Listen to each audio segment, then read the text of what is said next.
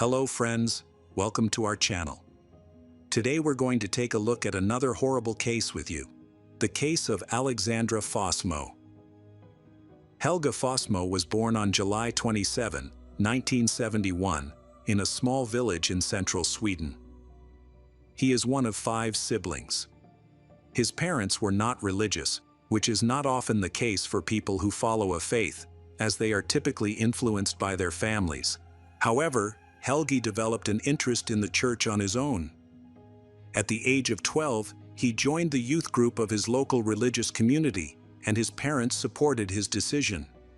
They recognized his strong interest in the church and did not object. In fact, they later came to see it as a positive choice for their son. Helge describes the church as a source of salvation for him. Despite his young age, he was one of the most active members of the community, regularly attending church meetings and events. This involvement lasted for 5 years, until he began working at a Christian youth cafe in 1988. There, he met his first love, a girl named Helene. They were both attracted to each other, and their relationship progressed as they grew up. The couple eventually married and had 2 children. During this time, Helge continued to explore his faith and became a preacher in the local community. In 1993, a pivotal encounter took place. Helge met Åsa Waldau, a woman who claimed to be the bride of Christ. She was the leader of a Christian sect. Åsa hails from Knutby, where the cult originated, and travels from town to town preaching and gaining followers. Her main focus is on teenagers and young adults, making Helge's family an ideal target for recruitment. She consistently uses the same strategy to convince young people to leave their homes and join her church. However, their first meeting was not easy. When Åsa approached Helge, a devoted Christian, he reacted harshly and expressed disbelief at the idea of a woman becoming a pastor. He found her beliefs and interpretation of the Bible too extreme for his taste. Despite this, Åsa was determined not to give up. She saw potential in Helge's family and wanted to attract them to her group. Åsa planned to proceed cautiously over the coming years. Åsa spent a lot of time gaining the trust of Helge's family, assuring them that her community's activities were safe. At the same time, she began to influence their beliefs, especially Helge's. It took nearly 4 years, from 1993 to 1997, for Åsa to convince Helge's family to accept her teachings and move to Knutby. At first, she treated it as a visit, giving them a tour of her church and explaining her work and goals in detail. Over time, Åsa gained more and more attention from the family. The community she built provided jobs for those in need, and almost every member had specific responsibilities, many of which involved religious activities. This fostered a strong sense of community where everyone knew and supported each other. The residents of Knutby were a tight-knit group and welcomed Helge and his family with open arms. Helge resumed his previous role as pastor of the new church. It didn't take long for his sermons to reveal unconventional topics, often discussing taboo subjects like abuse and death. Some parishioners were skeptical of Helge's interpretation of the Bible. However, he persisted in his mission. 2 years after moving in, the Helge family welcomed their 3rd child, bringing more responsibility to everyone. To manage the increased workload, they decided to hire a nanny. After a short search, they chose Sarah Svensson, who had recently moved to the city. Sarah grew up in a Christian community and came from a religious family. Since childhood, she had struggled with severe allergies, which prevented her from living a normal life. During this time, her mother cared for her, and they developed a very close relationship. Sadly, her mother passed away after a long illness when Sarah was only 11 years old. This loss had a profound impact on Sarah, causing her to run away from home and become a troubled teenager. After her mother passed away, her father took on the responsibility of raising her. Although he had a busy job, he devoted all his free time to her. They shared a strong bond, but he could not fill the void left by her mother. Sarah stayed with her father until she happened to meet Asa while traveling from city to city for a Bible study. They quickly connected, and Sarah seemed like a good candidate to be accepted into the cult. Asa easily recognized her weaknesses and exploited them. Sarah then decided to move to Knutby to be closer to the church. During this time, Helgi grew closer to Asa than ever before. They often spent time together not only studying the Bible. The two of them received several messages from above, which they interpreted as prophecies sent by God.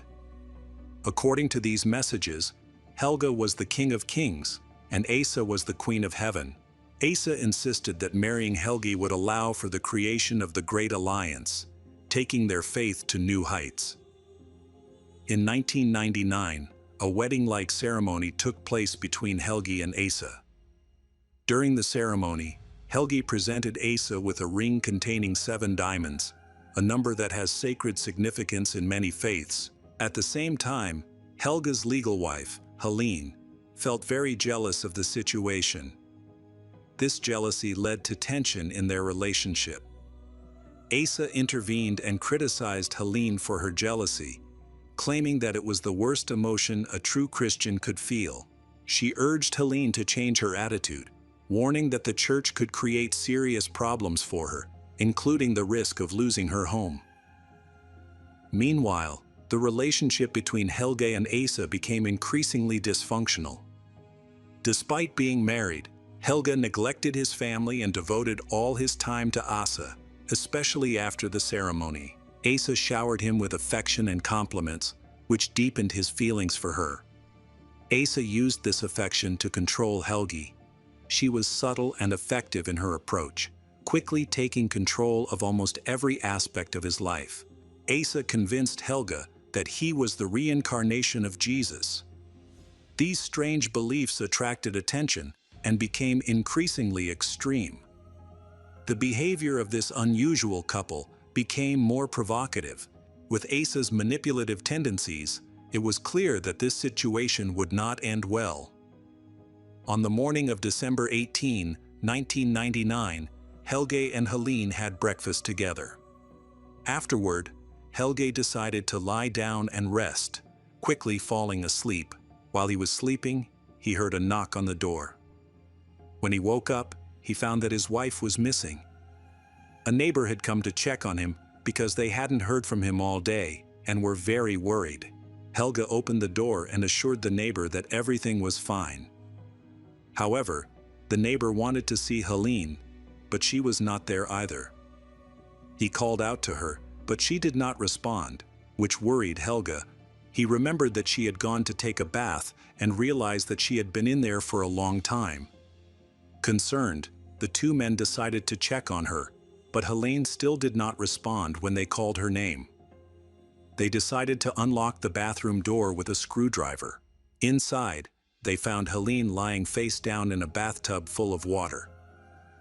The door was locked from the inside, and she was still wearing the nightgown she had on for breakfast.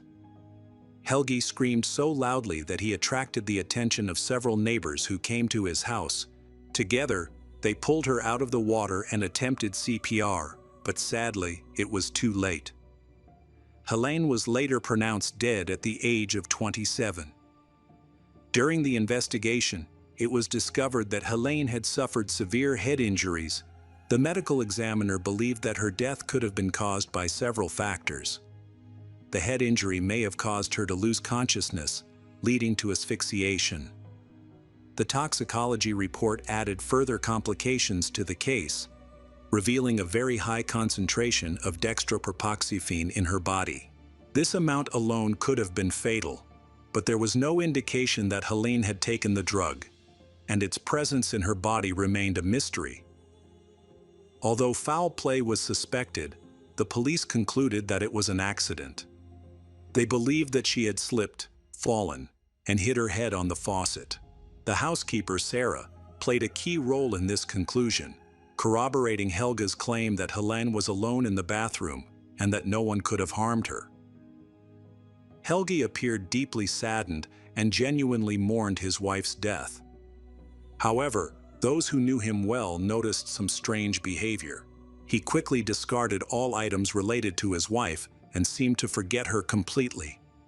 He even forbade his children from mentioning their mother. Some speculated that Helene's death was not an accident. It was also revealed that Helge had influenced the results of the autopsy. He initially requested that an autopsy not be performed on religious grounds, but this request was denied due to the suspicious circumstances surrounding her death. He later insisted that the autopsy report not mention an opium overdose, claiming that this was necessary to prevent the implication that his wife might have taken her own life, which he believed would prevent her from going to heaven. He justified his actions by saying he wanted to protect Helene's reputation and that of family. During this time, Asa suddenly lost interest in Helge, leading to the end of their tumultuous relationship. She went on a pilgrimage to various cities and chose not to return. Meanwhile, Helge quickly found new love with a girl named Alexandra Waldau, Asa's sister. Their relationship developed rapidly, partly due to Helge's status. By this time, many people considered him to be close to God and treated him with great respect. In the spring of 2000, Alexandra moved into Helge's house, and soon after, the couple got married. However, Helge's need for intimacy grew stronger, and he was never satisfied with just one woman. In the spring of 2001, he began courting the children's nanny, Sarah, who still worked for Helge's family. She readily accepted his attention, viewing him as a respected person. At this time, the relationship between Sarah and Helge became clear. Helge actively took advantage of Sarah's kindness and often invited her to pray with him in church. During this period, he frequently relied on messages from God. Sarah was so infatuated with Helge that she accepted all his stories without question, even feeling a sense of divine inspiration in those moments. She truly believed that she was doing something good. However, the reality was that she had fallen into the trap of a manipulator who sought to exploit her while pretending to uphold spiritual values. His intentions were completely contrary to any religious principles. As their relationship developed, Helge began to make increasingly controversial statements, claiming that God fought on earth and that he was his warrior. He explained that this role was difficult, as it sometimes required removing various obstacles. Sarah naively believed everything he said because he was a pastor, and his sermons were considered messages from God. In reality, Helge was secretly planning something harmful. He began telling Sarah that God was sending him important messages, indicating that Alexandra would soon die. He manipulated Sarah into thinking that God had shown him she was the perfect mate for him. He also threatened Sarah by saying that he would die if he did not end his marriage to Alexandra. Although their marriage was falling apart, Helge, as a pastor, could not get a divorce due to strict rules. Like many women around her, Sarah was drawn to his stories. These strange messages brainwashed Sarah, causing her to commit terrible acts. Helge manipulated her, using his power in the church and exploiting her weaknesses. He learned many control tactics from Asa and applied them. At this time, many people genuinely believed that he was very close to God, so Helge had no difficulty manipulating Sarah to his advantage. During this time, Helge still lived with Alexandra, but they had separate rooms. Every night Helge would be intimate with both women, alternating between them. He claimed this was part of a ritual to fight demons, portraying himself as God's messenger battling evil spirits. His persuasive words convinced the women of his role, and the arrangement continued until 2003. Alexandra and Helge separated but continued to live together. However, they could not formally divorce because her husband wanted to keep her. During this time, Helge's manipulation of Sarah intensified. He would often approach her only for intimacy and frequently insulted her. Despite this emotional abuse, he always ended with the words, "I love you." Sarah wanted to hear these words so much that she ignored his abuse. She seemed willing to do anything to gain God's approval, not realizing that her will was being manipulated, turning her into a puppet for a dangerous person. Helge repeatedly confronts his lover, Sarah, about her intention to kill in the name of God. Sarah says she is not ready to do this. Helge then decides to manipulate her further. He creates a new account on a messaging app and begins sending her messages from an unknown number, claiming that it is God trying to contact her. In these disturbing messages, she is warned that she does not have much time left and must kill in the name of God before November 25. At first, Sarah suspects that Helge is behind these messages, but he vehemently denies it. He resorts to shaming her again, accusing her of lacking faith. Helge then sends her messages claiming that she is destined to participate in a divine plan to lead souls to heaven. The next message asserts that this is the only path to her salvation. Eventually, this manipulation instills real fear in her soul, causing Sarah to commit a crime. On the night of November 8, 2003, Alexandra awoke in bed to find Sarah attacking her with a hammer. Remarkably, Alexandra fought off the attack. The reason for the attack was a message that Sarah believed she had received from God, instructing her to kill the pastor's wife. Surprisingly, Sarah was not punished for her actions, possibly because Helge insisted that the incident be kept secret and not reported to the police. As a result, there was no official record of the attack, and the situation was covered up. Consequently, Helge banished Sarah, declaring that she must live with her father for the rest of her life. Unfortunately, this did not affect Sarah's relationship with God. She continued to receive messages convincing her of the need to kill. Soon after these events, Helge began a relationship with a neighbor named Annette Linde, who was married to Daniel Linde. Worried about his new rival, Helge began sending Sarah messages demanding that she kill, accompanied by threats if she did not comply. Still under the influence of the messages from God, Sarah agreed to take up arms again. Helge maintained complete control over his former lover Sarah, turning her into a puppet. Although she failed to fulfill God's plan the first time, she was given a second chance. This time, Sarah was better prepared. She bought weapons and learned how to make a silencer at home online. She diligently followed God's instructions, hoping to succeed and free her soul. On January 10, 2004, Sarah got into her father's car. Staying in touch with Helge, she approached his house at 3:30 a.m. It is important to note that Alexandra was still living in Helge's house during this time. Sarah parked her car 500 meters away. To avoid detection, she wore a black mask and shoes of different sizes to distract the police. The front door was unlocked. Helge had broken the lock first to make it look like a robbery.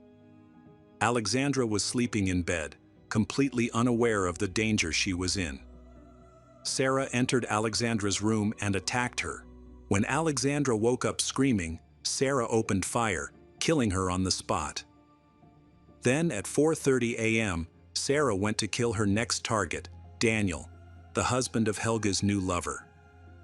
He knew Daniel was home alone and informed Sarah about this. However, the door was locked. Sarah knocked on the door, and when Daniel opened it, she raised her gun and killed him without hesitation. After Daniel fell, she ran away, not knowing that he had survived, and was trying to call for help. When the police arrived, Daniel was still conscious enough to describe his attacker. At that time, Helge was already on the scene, wanting to help his neighbor. He accompanied Daniel to the hospital, where he learned that his wife had been killed. Helge then began to act like a grieving husband. Unfortunately, the description Daniel gave of his attacker was unclear because she was wearing a mask, and he could not see her face clearly. Sarah gradually became the center of attention. A neighbor, who was not influenced by faith, recalled that Helge's first wife had died under similar mysterious circumstances. Then there was the hammer attack on his second wife, Alexandra. She may have been the victim of murder, but miraculously, she fought back.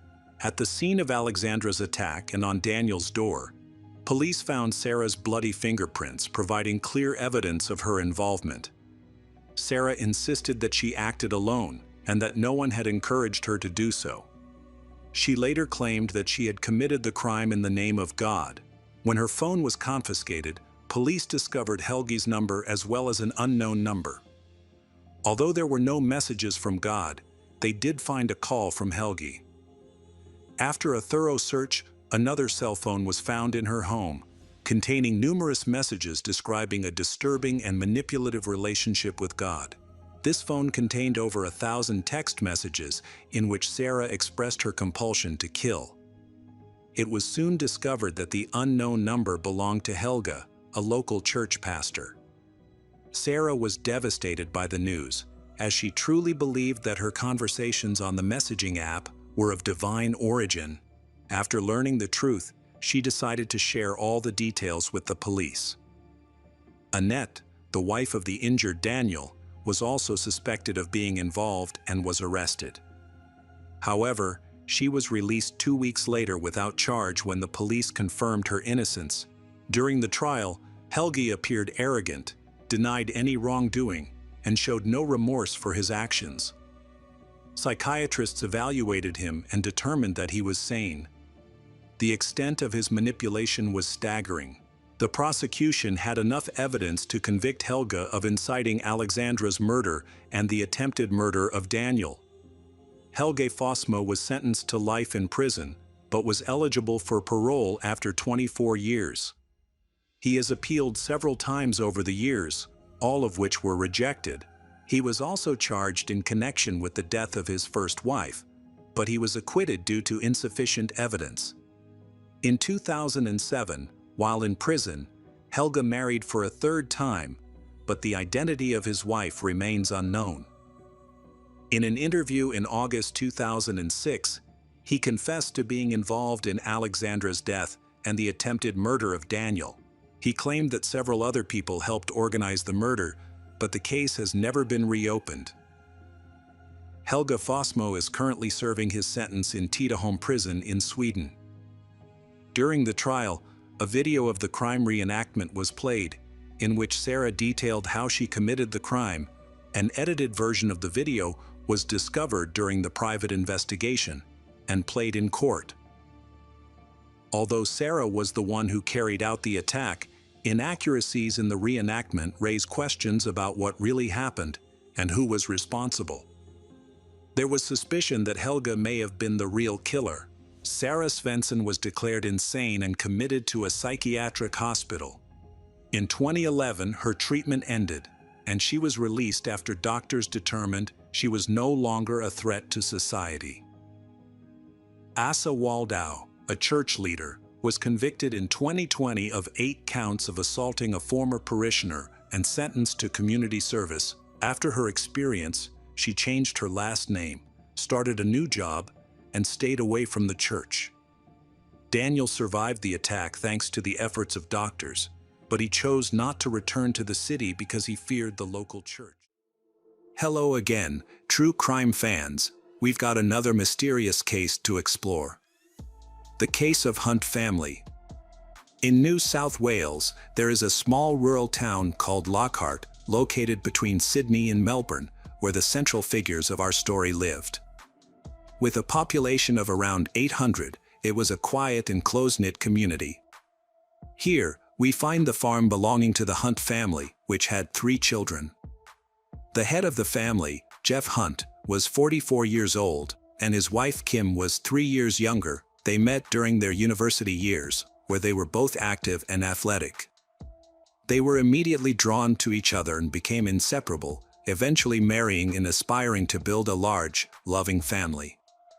The people of Lockhart held the Hunts in high regard, appreciating them for their kindness, friendliness, and involvement in the community. Kim Hunt had always dreamed of helping people.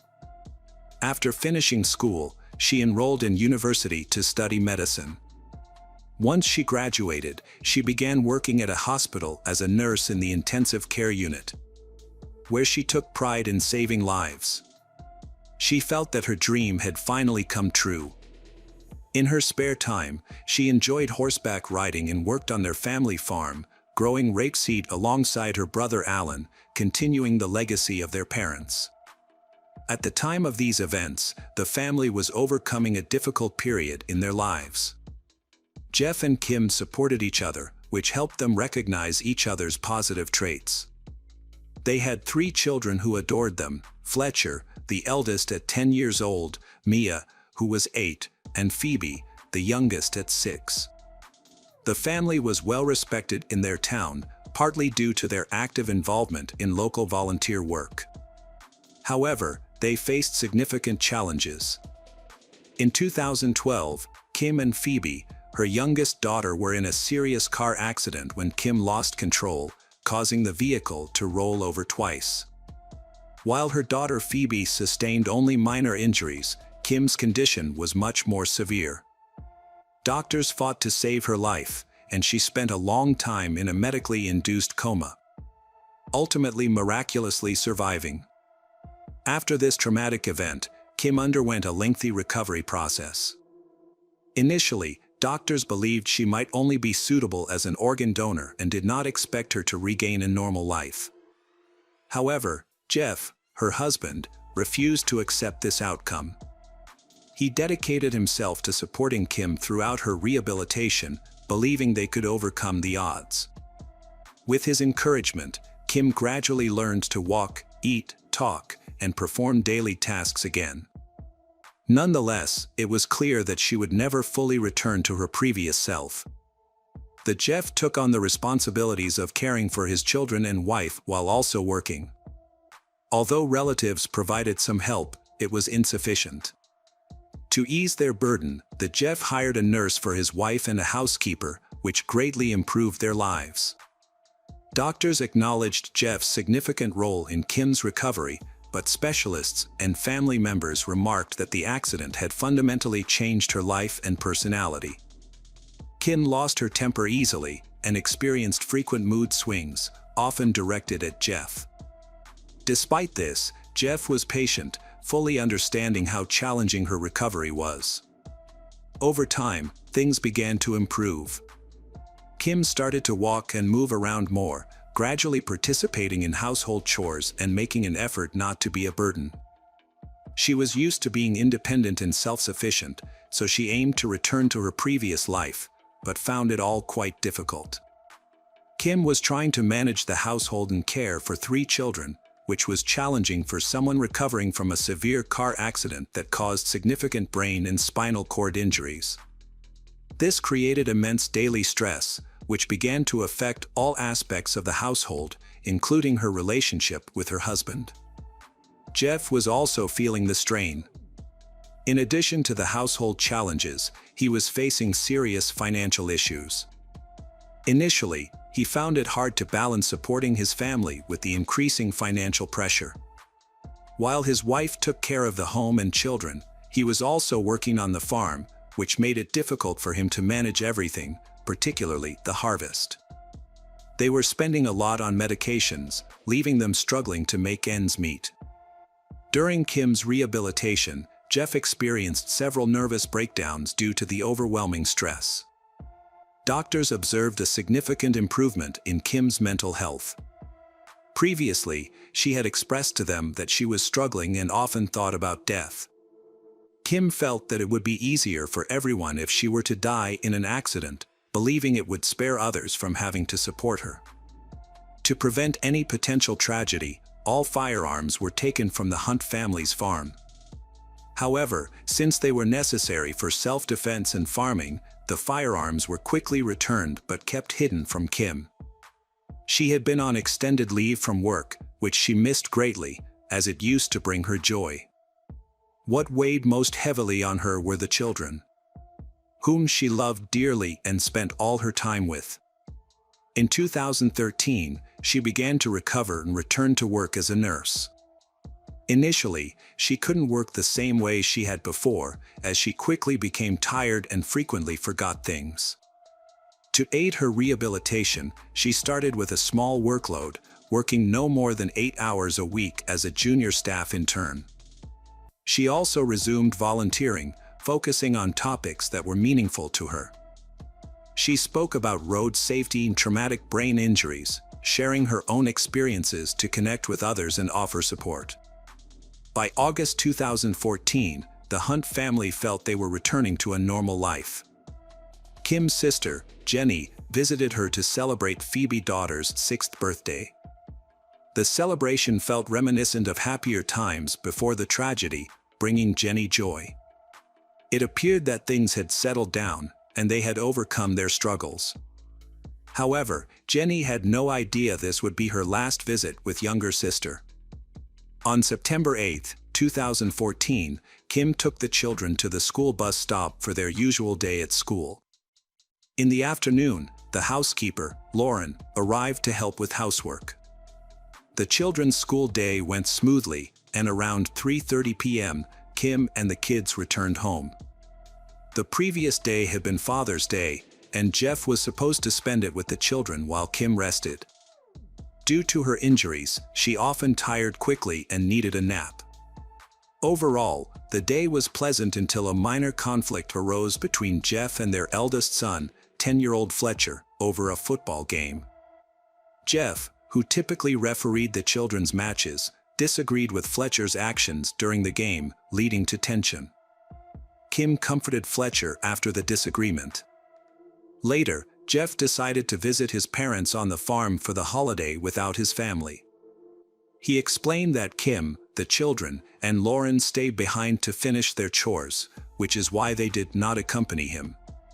His parents noticed that their son seemed lost that day. He wasn't smiling as he usually did and wasn't communicating much.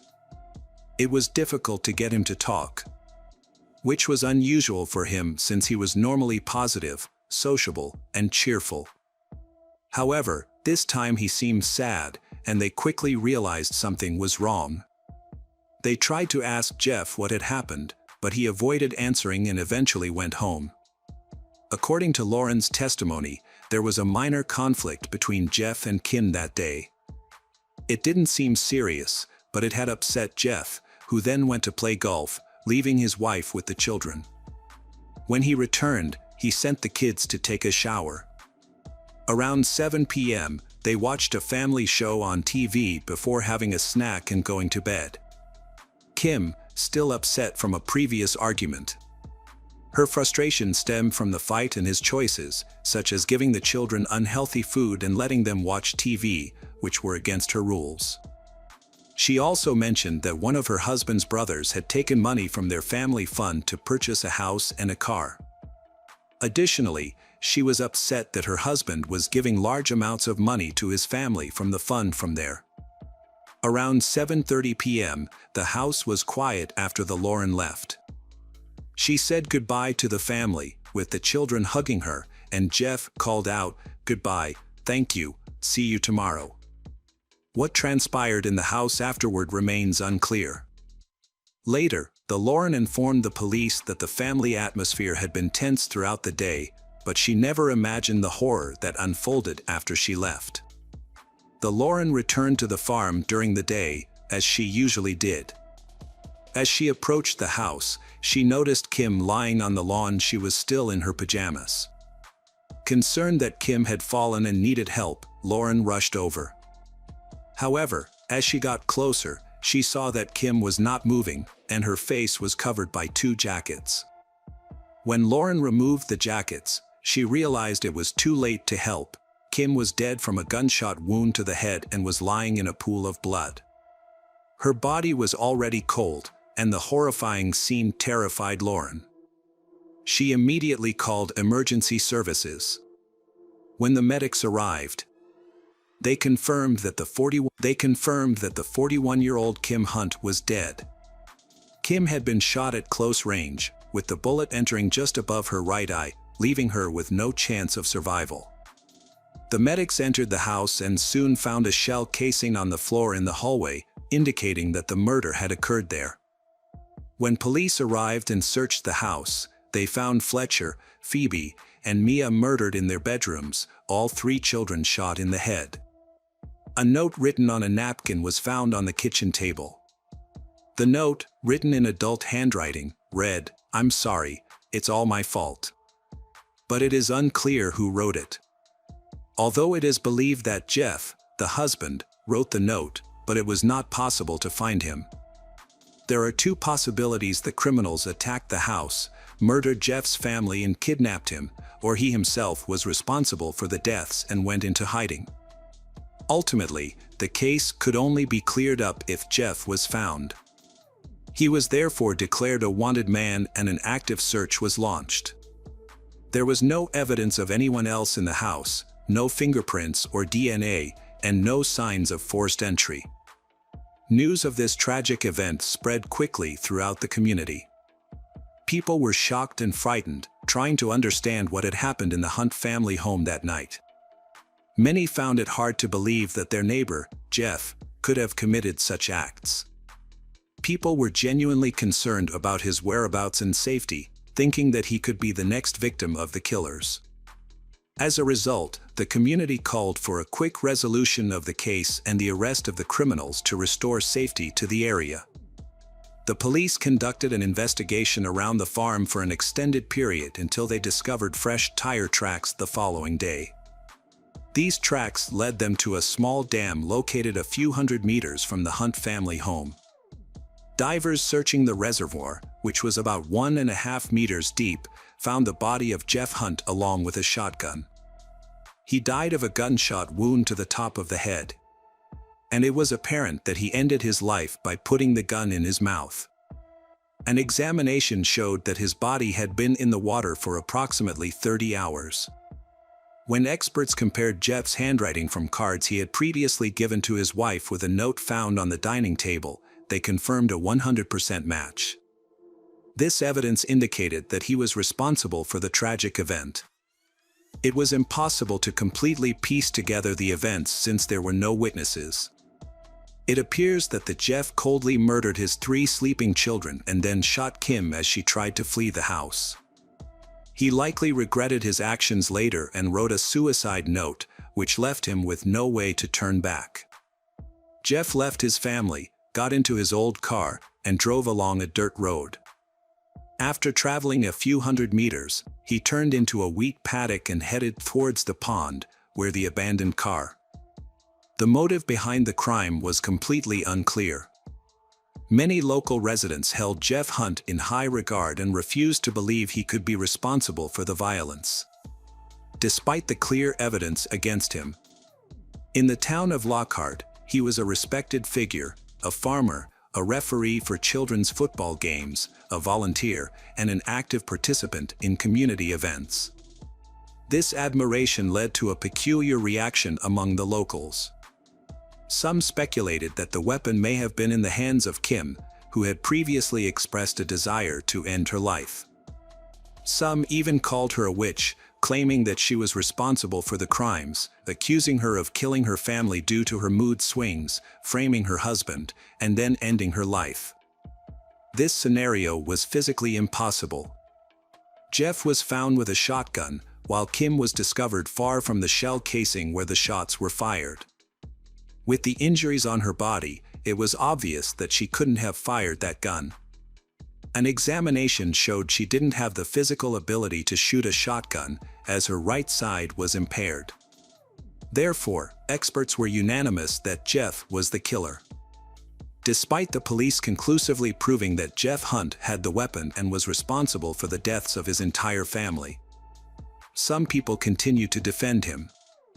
Jeff had built such a positive image that many viewed him as a martyr, despite the fact that he had murdered 3 innocent children and his wife, who had already survived a serious car accident. Justifying his actions, regardless of the circumstances, was impossible. The community came together to raise funds and organize a funeral for the victims. Police faced challenges in determining a motive for the crime. Although Jeff was upset that day due to an argument with his son and a conflict with his wife, this was not typical behavior for him. When the Lauren was present, the situation did not escalate. Despite a tense atmosphere in the house, Jeff and Kim generally handled their disputes in a calm and respectful manner, so they maintained their composure. There were no signs indicating the upcoming crisis. The Lauren had never seen Jeff lose his temper, hit his wife and children, or even raise his voice. She never imagined he would resort to violence. As a result, she and others doubted that Jeff could have committed the crime. In contrast, Kim sometimes yelled at her husband and children when she was upset or forgot to take her antidepressants. It was hard to believe that Jeff could have been suffering from deep depression to the point of murdering his family. It would have been difficult to hide such a serious condition from their relatives and the Lauren, who saw them every day. Yet, even she saw no signs that anything tragic was about to happen. Jeff did experience some financial difficulties, but they were manageable and did not stop him from supporting his family or seeking solutions. He was not the type to back down when faced with challenges, especially after carrying the weight of responsibility for many years. Police, gathering evidence over time, determined that the crime was not planned but was instead a spontaneous reaction. This was unusual for Jeff. He had plans for the next day and the upcoming week. Before the Lauren departed, he behaved like a responsible family man and caring father, preparing meals for the children for school and arranging a tennis match with a friend for the weekend. It was revealed that Jeff had been seeing a psychotherapist and had shared that he feared being left alone with the children if Kim were to leave him. Just weeks before her death, Kim told a relative that she was unhappy with Jeff's management of their finances, which often led to money issues. She also admitted that she no longer loved him and felt no attraction, even considering divorce. The tension in their relationship might have intensified, as Kim wanted a divorce and had expressed her desire to separate to Jeff, which could have led to a violent response. The investigation into the incident involved several psychology and psychiatry specialists who provided important insights. One expert, after reviewing the case and speaking with the deceased's relatives, noted that Jeff showed signs of depression, including feelings of sadness and anxiety. Shortly before the shooting, he visited his family looking distressed and remained quiet, suggesting he was hiding something. His family noticed his unusual behavior and tried to understand what was bothering him. In situations like this, it can be challenging to identify the issues, especially since men often avoid discussing their feelings and see asking for help as a sign of weakness. They typically keep their struggles to themselves, which can build up and eventually lead to an emotional outburst, sometimes with tragic consequences. Jeff may have battled his problems for many years while trying to maintain a normal life, hiding his struggles and worsening his situation. Psychologists suggest that he likely wanted to escape due to depression and a deep sense of hopelessness. His use of a firearm to inflict a single fatal injury indicates that he probably did not intend to harm his wife and children. The Lauren reported that Jeff appeared to be under immense pressure from various aspects of his life, including the challenges of caring for his sick wife, Kim, and her changed personality, which may have pushed him to a breaking point. Kim's family also felt that her condition had made life so difficult. Experts believe that Jeff never intended to harm his family. Instead, he was likely overwhelmed by his personal issues and worries, and the stress from the impending divorce may have contributed to his state of mind. However, in a sudden change of thought, he chose to end the lives of everyone around him. He might have convinced himself that as the family's main provider, he was saving them from a future of poverty. In a tragic effort to prevent what he saw as a disastrous outcome, Jeff committed the unimaginable act of killing his family quickly and painlessly, aiming to spare them from suffering.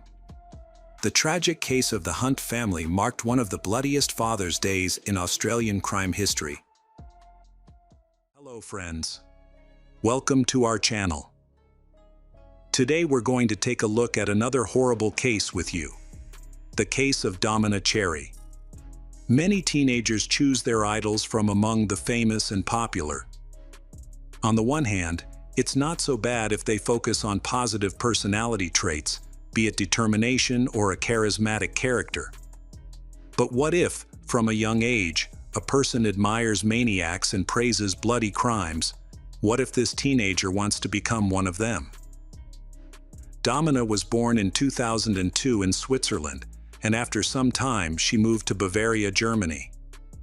According to the legislation of the country, there are very strict laws respecting confidentiality, including those that apply to criminals. Therefore, the exact name of the girl is unknown to the media, and she is referred to as Domina M. The girl's childhood was spent in quite normal conditions. She had caring and loving parents who maintained mutual understanding with her. She studied well at school, was a diligent girl, and made a lot of friends. Domina loved animals. She even had her own little pet rabbit. At that time, nothing unusual could be found in her fate that could awaken in her a thirst for blood. In adolescence, Domina, like most young people, became a rebel. She began skipping school and developed interests that her parents did not share. Many of her friends and acquaintances noted that she became hostile and aggressive, which led to conflicts in her social circle, increasingly provoked by Domina. Sometimes she behaved arrogantly, but in frank conversations, she complained that she felt unnecessary and lonely. Unable to find a way out of her current situation, she became more withdrawn and increasingly cruel towards others. During this period, she began to show sadistic tendencies. Domina stopped observing the school dress code and instead wore ripped jeans and used very aggressive makeup. She looked like a typical heavy metal fan. Once conservative acquaintances suspected the girl of worshiping Satan because of her appearance. When other classmates asked her about it, she responded that she could dress like that because she made a lot of money selling her body. Of course, this was a lie. She just loved to attract attention to herself and did it quite radically, shocking everyone. For this, she was ready to be rude and even be the first to attack a person, including using physical force. It looked like a normal, difficult teenage period, which manifests itself differently for everyone. However, the situation became significantly more complicated and got out of control when she turned 16. During this period, Domina began to experiment with illegal substances. She started using light illegal drugs and later switched to heavy ones. Eventually, she developed a serious addiction to this vicious cycle, which attracted the interest of the authorities. The schoolgirl was detained and accused of using illegal substances. While in custody, she behaved extremely aggressively, insulting officers, attacking law enforcement personnel, and trying to harm them physically. After this event, the situation only worsened. Domina started to hurt herself and did not hide what she was doing from her family and friends. Her hands were covered with cuts, which greatly upset her parents. One day, when they entered her room, they saw a rope hanging from the ceiling. This was the last straw, and the girl was placed in a psychiatric hospital. Here, she was examined and detained for long-term treatment. Doctors found that she had borderline personality disorder and also experienced hallucinations due to the use of psychoactive substances. They also recorded several milder emotional disorders. Specialists began treating Domina immediately, but Domina's stay in hospital was more difficult than expected. At one point, it was discovered that she had tried to convince another patient to end her own life. Fortunately, there were no unfortunate incidents, but the incident caused considerable concern among the doctors. As a result, Domina's treatment was prolonged because psychiatrists feared her condition was deteriorating and believed it would be unsafe to discharge her. Domina spent months in a specialized facility due to her harmful tendencies. Unfortunately, no treatment seemed to work for her. Instead, she developed a disturbing obsession with serial killers. She spent all her free time researching them, especially Ted Bundy and Richard Ramirez.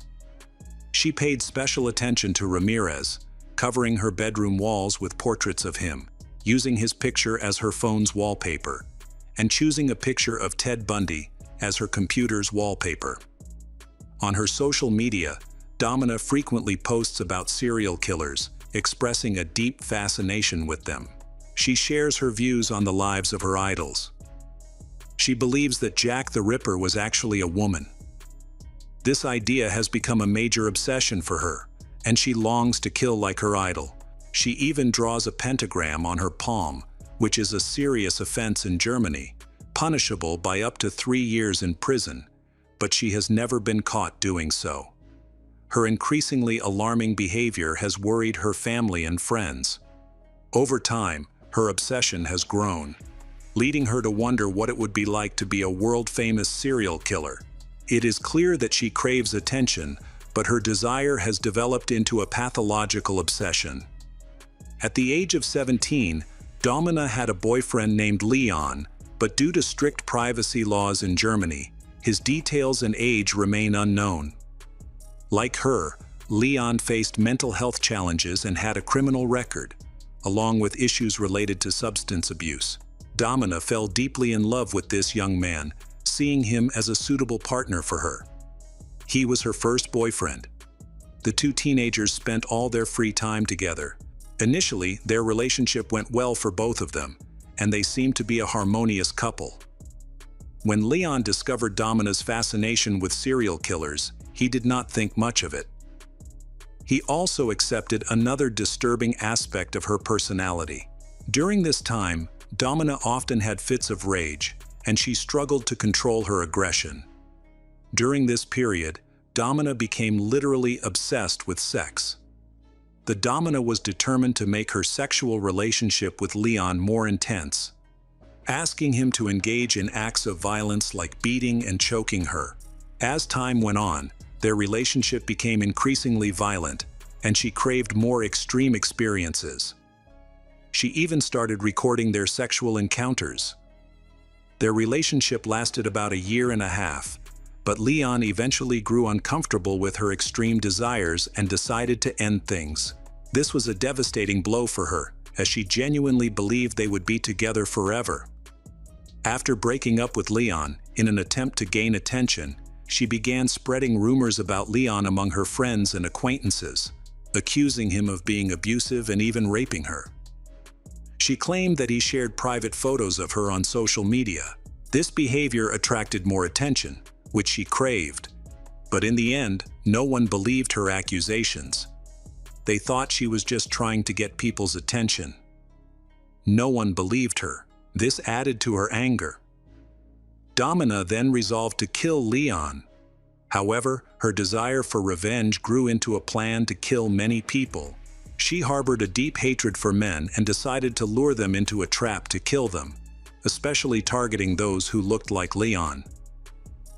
By April 2021, her anger had increased. Just a month after the breakup, she went to a hardware store with her friend Francisco and bought a large 30-centimeter knife. At the time, she was too young to buy it herself without arousing suspicion, so she needed the help of an older adult friend. With their help, she was able to obtain the knife, which she intended to use as her main weapon against men. After Domina obtained the murder weapon, she spent days researching online. She searched for information on how quickly different wounds could cause death, such as stab wounds to the neck, lungs, heart, and other parts of the body. She also researched her favorite serial killers, looking into the details of each victim's death. Domina wanted to learn not only the most effective methods of killing, but also how to evade capture by the police. She also researched the serial killer with the highest number of victims. At that moment, she discovered the notorious killer known as Harold Shipman, often referred to as Dr. Death. He was officially linked to 28 murders, but some estimates suggest he may have been responsible for as many as 250. This significant number of victims made him the Domina's favorite serial killer. In addition to using her web browser so openly, Domina made a couple of other serious mistakes. Domina expressed her intention to surpass Dr. Shipman's record as a serial killer. She immediately told her friend on social media about this idea.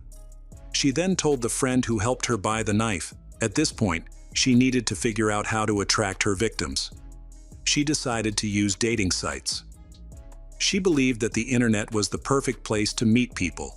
Through her accounts, she thought that she could lure men and eventually kill them.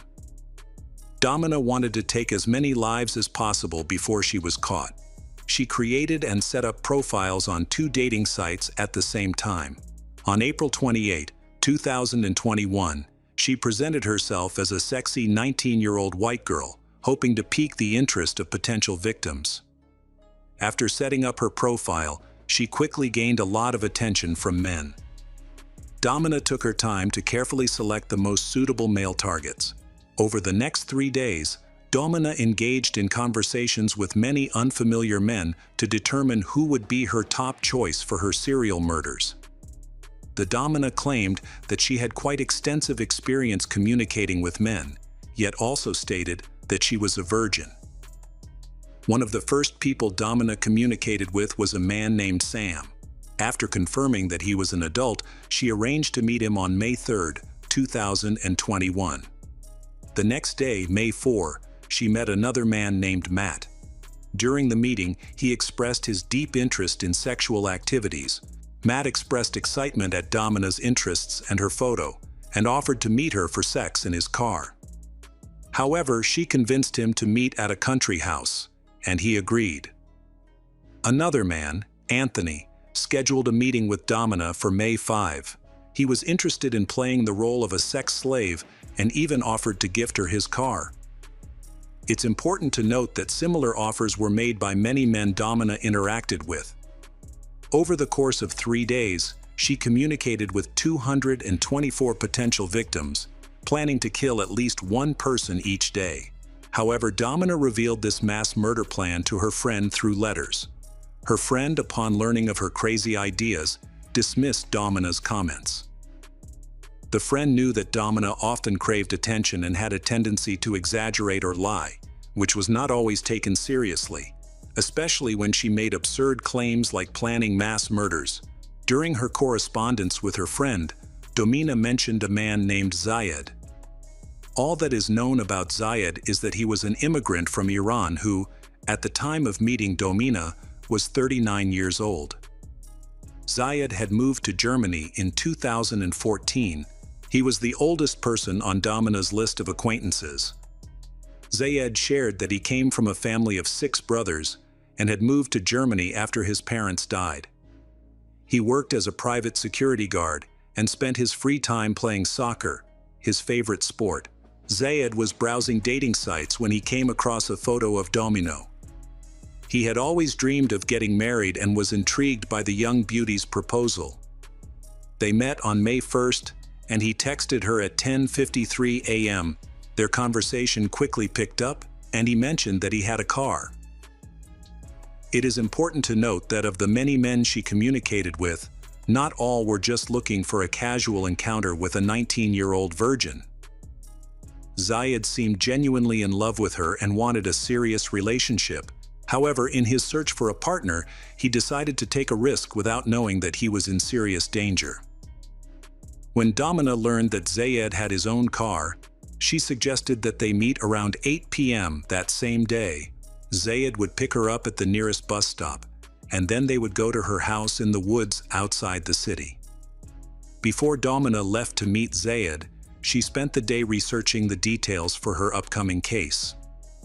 During her online research, she wanted to find out how long it took for a person to bleed to death and what types of injuries could cause it. She also researched methods for properly disposing of a body. During this time, her ex-boyfriend Leon came to collect his belongings. Domina suddenly felt a strong urge to harm him out of anger.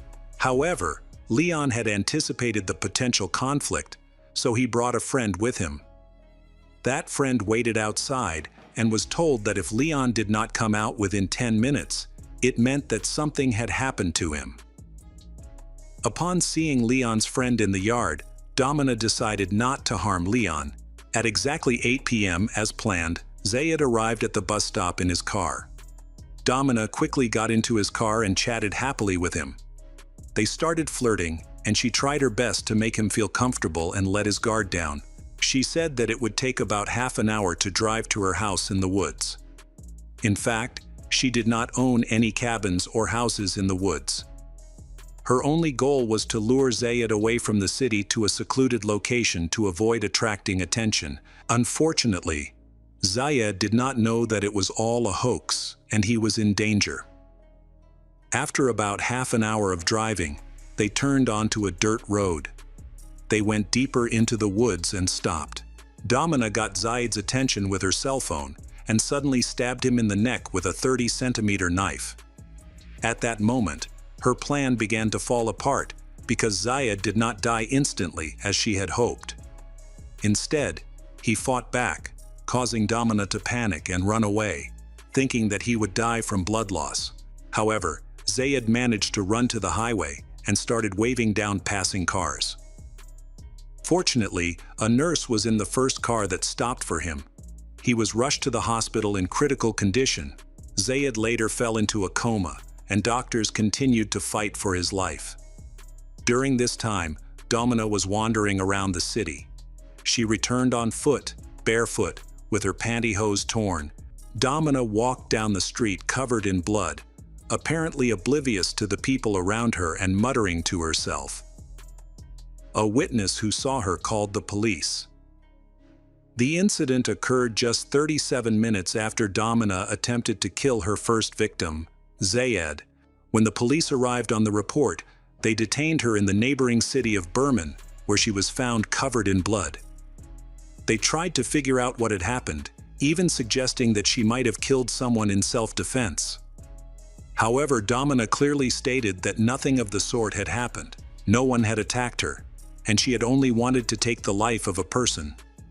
The police were stunned and arrested her. During this time, doctors tried to save Zayed, but he remained in a coma. 2 weeks after the attack, his family arrived from Iran. His parents and siblings stayed near the hospital, praying for his recovery and talking to him. Sadly, after 19 days in a coma, Zayed passed away. Domina's involvement in the crime was confirmed. She was found guilty of premeditated murder after his death. She had no remorse for Zayed. Her only concern was that she was caught by the police and could not carry out her plan to kill more victims. During her time in prison, Domina requested an orange robe like her idol. She also wanted to hang posters of serial killers in her cell, but this request was denied. Domina continued to act erratically. During a visit from her mother, Domina asked her mother to complete a mission, which was to kill Leon for her. When Domina's trial began in 2022, she showed no remorse. She openly confessed her desire to become a serial killer, a desire that arose from her ex-boyfriend Leon breaking up with her. As a result, she sought revenge on as many men as possible by planning to kill them. Domina was disappointed that her plan failed so quickly. Leon, who was facing serious charges including rape, took the stand to testify. During the proceedings, Domina lost control, attempting to break free from her restraints and attack Leon. However, she was restrained before she could cause any harm. The prosecution argued that Domina was a threat to society, as she had openly expressed a desire to kill innocent people. This claim was supported by her actions in killing Zayed, an Iranian immigrant. The court considered her circumstances, and Domina Cherry was found guilty of murder and sentenced to only 12 years in prison. After the verdict was announced, she displayed a pentagram on her hand to everyone in the courtroom, emulating a famous photograph of her idol, Richard Ramirez. The judge interpreted this act as a clear indication of her continued desire for violence, reinforcing the severity of her case. The next person to appear in court was Domina's friend Francisca. She chose not to alert the police to Domina's plans. Had she alerted the police, the murders could have been prevented. Although she could have faced a maximum sentence of 5 years, all charges against her were inexplicably dismissed, leaving her without any consequences. Domina is not serving her sentence in prison. Instead, she is being sent to a psychiatric hospital. She will remain there until she completes her treatment. This means that she could potentially stay for much longer than the original sentence determined by the court, but only if her treatment proves ineffective. Welcome back to our channel. Today we will explore a new case. The case of Bradley Robert Edwards. The city of Claremont is currently facing a crisis due to a serial killer targeting women, causing fear even among local street dogs. A man, around 50 years old and noticeably out of shape, entered the courtroom. After a long time, one trait remained unchanged: his ability to conceal his emotions. His name is Bradley Robert Edwards, and yet, people preferred his newspaper nickname much more: the Killer from Claremont. Edwards is a wealthy suburb of Perth, the capital of Western Australia. The community lived in fear after at least 3 girls vanished without a trace. In response to these disappearances, Edwards faced a 7-month trial in 2012. The trial included around 240 witnesses and analyzed over 1,000 pieces of evidence. According to the Australian justice system, this investigation was one of the most complex, extensive, costly, and protracted in the country's history. It not only revealed the horrific crimes committed against the victims, but also shed light on the background of the Claremont killer, which contributed to his twisted behavior. Bradley Robert Edwards was born on December 7, 1968, in Australia. Little is known about his childhood, but some sources indicate that he attended elementary school in a town called Nung Dale during the 1970s. After that, he went to high school and later worked for a communications company until 2016. Edwards also served as a timekeeper for a company that organized children's track and field events. He was often considered strange by those around him, as he openly discussed his unusual fantasies. There were also rumors that he stole women's underwear from dryers in nearby houses. Even while living with his parents, some teenagers claimed he had a collection of women's underwear at home. As time went on, Edwards developed an interest in wearing women's clothing, identifying as heterosexual. This may have been a fetish that led to a series of criminal and inappropriate actions towards girls. In February 1988, when he was just over 19 years old, he committed his first known attack. The victim was an 18-year-old girl who was sleeping in her parents' house. She had only a slight acquaintance with Edwards, as their previous interactions had not been very close. In fact, she was the sister of a young man who had attended high school with Edwards. The girl woke up in the middle of the night and immediately sensed someone sitting next to her. At first, she thought it might be the guy she had celebrated All Saints' Day with just a few hours earlier. However, she quickly realized that was not the case. Before she could make a sound, Edwards covered her mouth with his hand. The girl hurried to calm the intruder. She thinks that the person who broke into her room was her boyfriend. It seemed that he covered her mouth only so that she would not scream in fear and thus not wake up her parents. Unfortunately, she was mistaken. Edwards pulled her head back and attempted to cover her face with a rag. In that moment, the girl told him that she loved him, which momentarily startled Edwards. The girl reached out to touch the face of the person lying next to her, only to be slapped by him. It was at that moment she realized the person was not her boyfriend, but an intruder. In a panic, she fought back, scratching Edwards' skin, which caused him to pull away. He quickly got off the bed and stood near the entrance of the room, wearing only a shirt. Realizing she was in danger, the girl began banging on the wall and screaming for her parents to wake up and help her. Fortunately, her cries frightened Edwards, and he fled, leaving behind a shirt that resembled a kimono and some evidence of his presence. This evidence became crucial in a major investigation that followed. Years later, Edwards's life had changed significantly. He met a girl by chance at a music festival in northern Western Australia. After their meeting, she ended her strong relationship with her boyfriend to be with Edwards, and eventually, Edwards moved in with her. The girl, whose name is not revealed, described her and Edwards's life as typical and rural. They owned several dogs and one horse. Each day, Edwards would drive her to work in his van before starting his own job. Occasionally, they would visit friends at a nearby farm for dinner or a barbecue. Overall, their life was unremarkable. As time passed, they began to consider marriage, with Edwards being just 22 years old at the time. It seemed that the idea of marriage was mostly pushed by his girlfriend, while he did not express much eagerness to take that step. One day, she started asking him questions about his intentions regarding marriage, which unhappy him. The following day, while working on a telephone connection at a local hospital, Edwards attacked a social worker. He approached her from behind and dragged her into a restroom. The victim fought back and managed to push him away. After that, he seemed to snap back to reality, standing next to her with a vacant stare. Although the victim escaped, the psychological impact of the attack had a lasting effect on her life. Later, after recognizing the attacker as an employee of a local telecommunications company, she reported him to his superiors.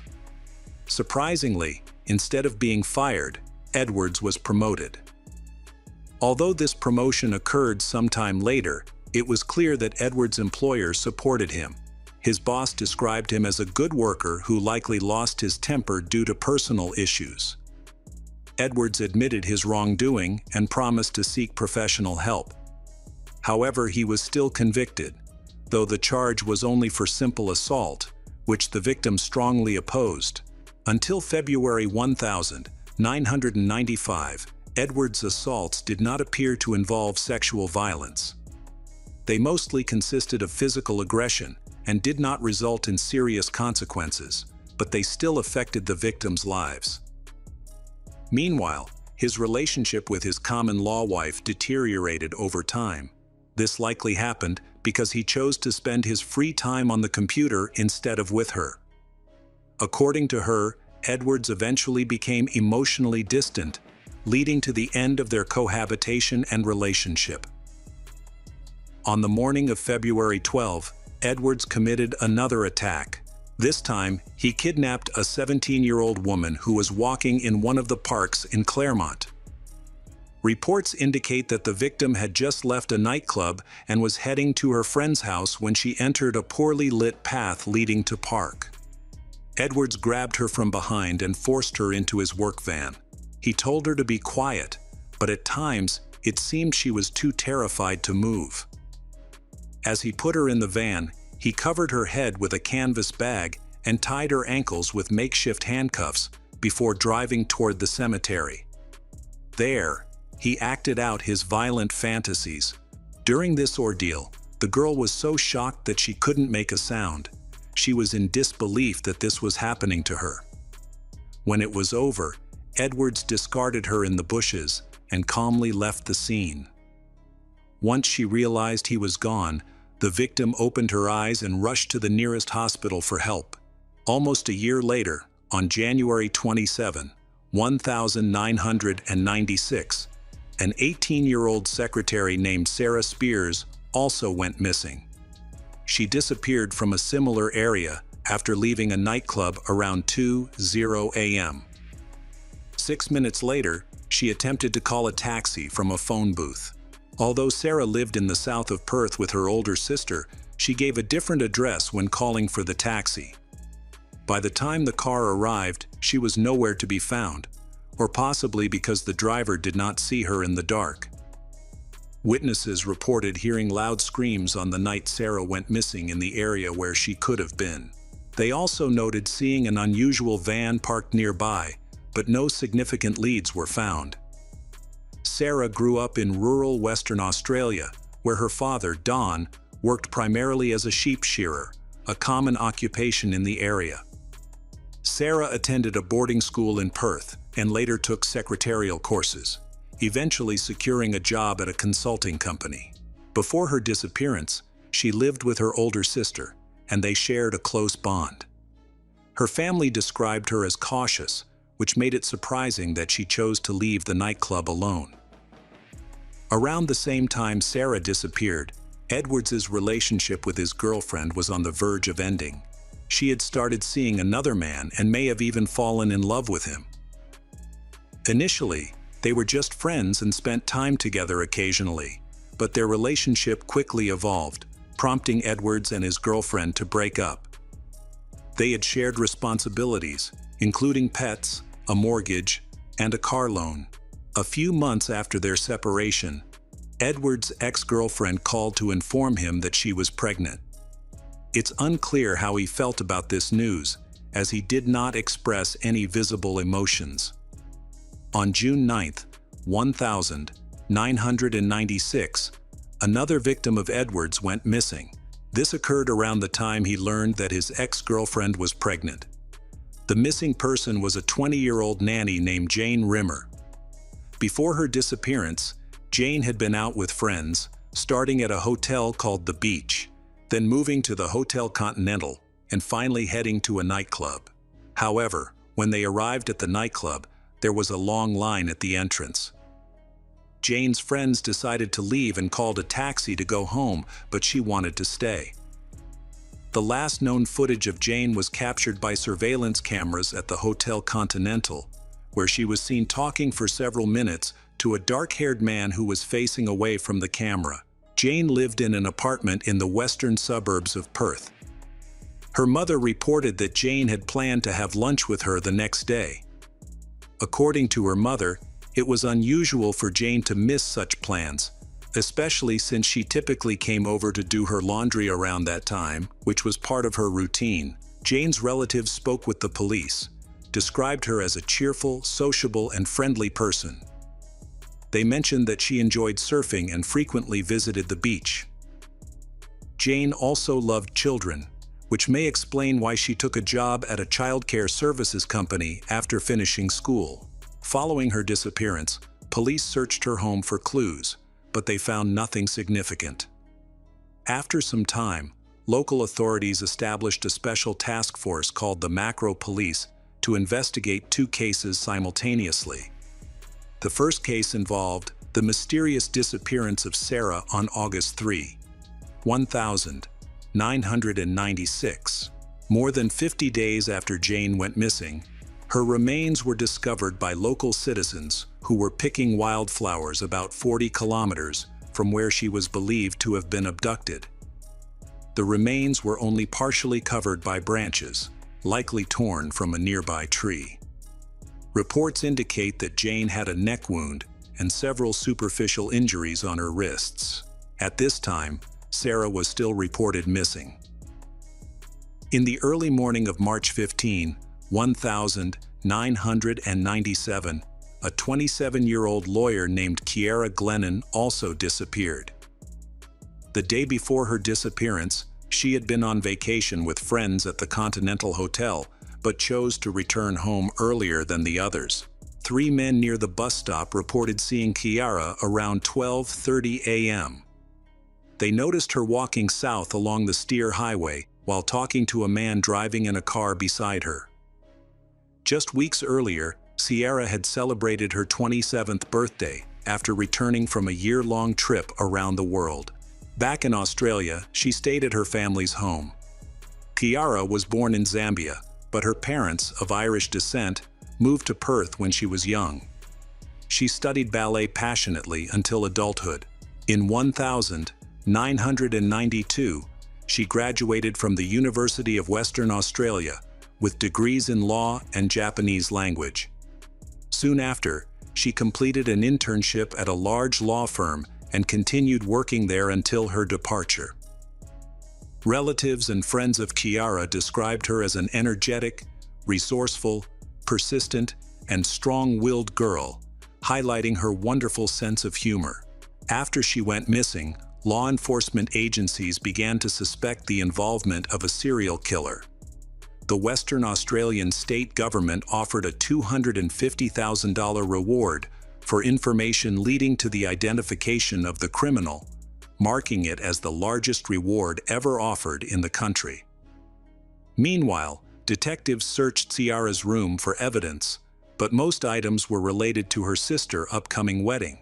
19 days after Kiara's disappearance, on April 3, 1997, her body was found by accident in a park, located several kilometers from where she was believed to have been abducted.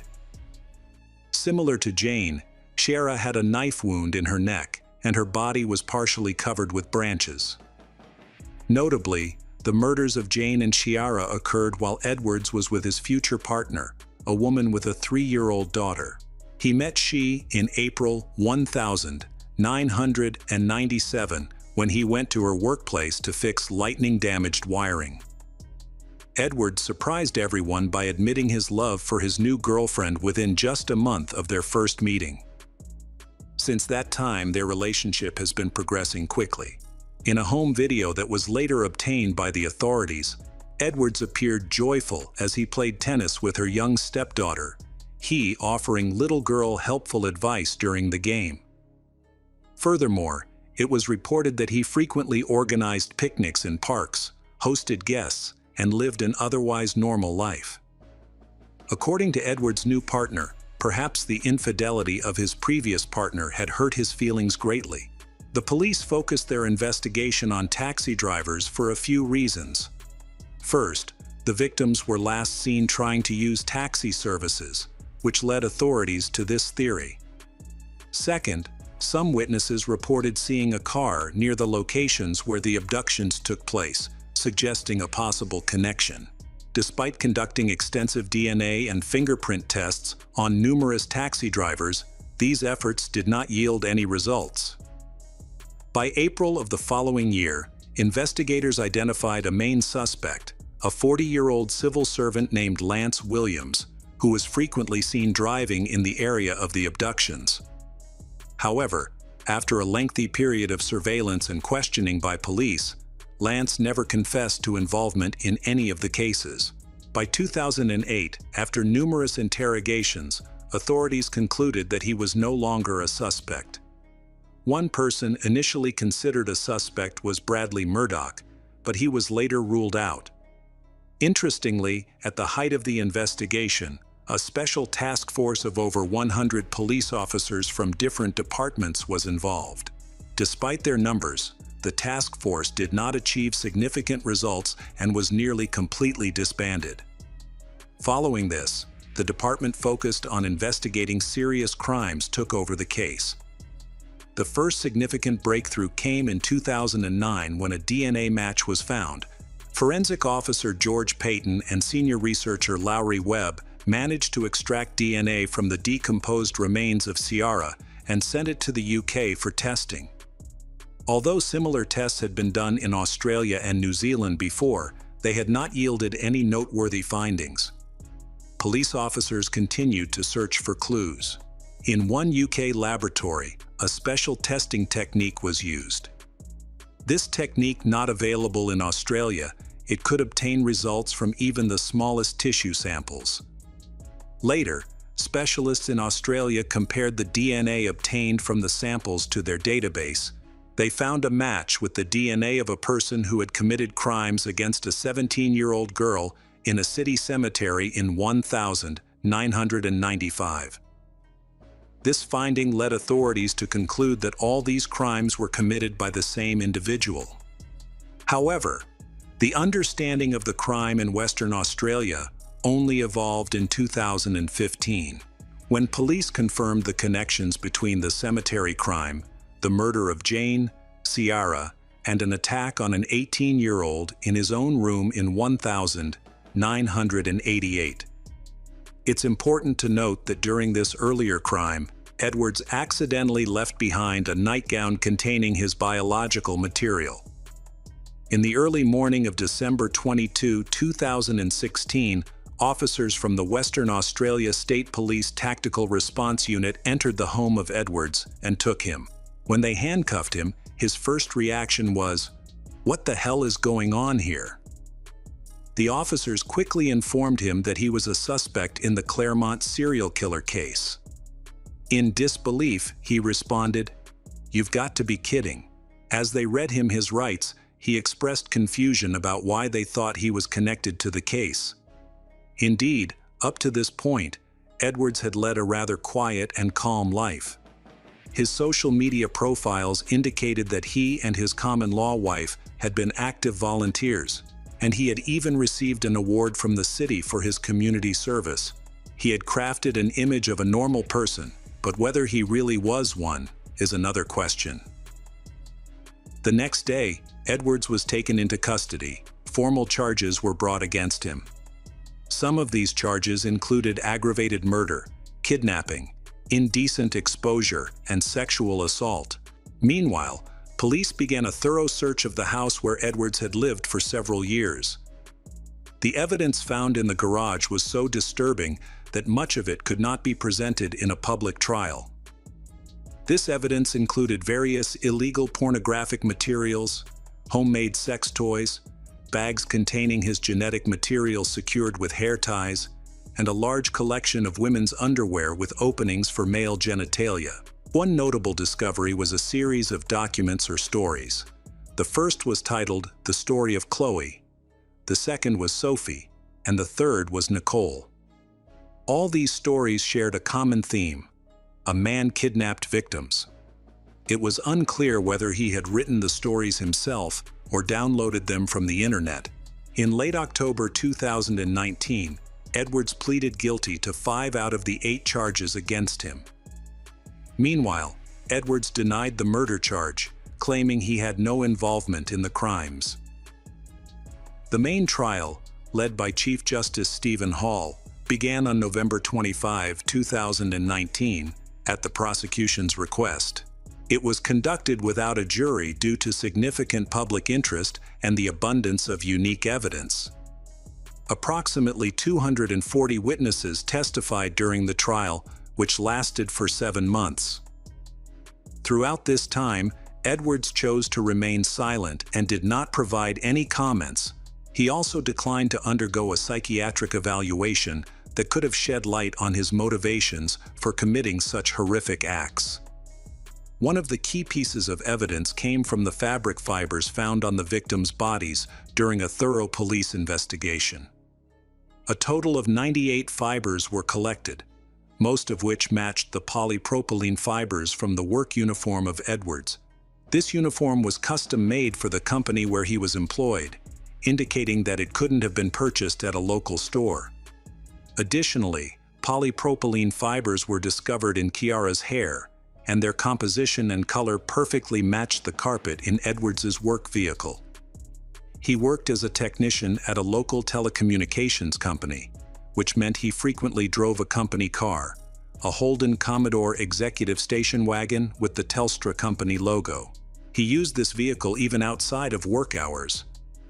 Witnesses, including a security guard from the cemetery, reported seeing this van parked near the cemetery without any apparent reason, this confirming it was the same car used by Edwards to abduct girls. Before that, the authorities were able to narrow down their list of suspects and track down the wanted criminal thanks to a relatively rare car. They might have made progress sooner, but they lacked crucial evidence, such as suspects' DNA. By September 2020, Edwards was convicted of the murders of Jane and Sierra, but he was found not guilty of the murder of Sarah Spears, resulting in no conviction for Sarah Case. The sentencing was initially scheduled for December of the same year. Around that time, a woman who had been attacked in her bedroom in 1988 testified in court. She explained that she didn't see herself as a victim because she had survived the attack. However, she shared that since then, she has felt a constant fear every night, especially before going to bed, worrying that someone might attack her while she sleeps. The woman testified in court that she had been experiencing seizures, panic attacks, and sudden anxiety for a long time, and her mental health continued to decline.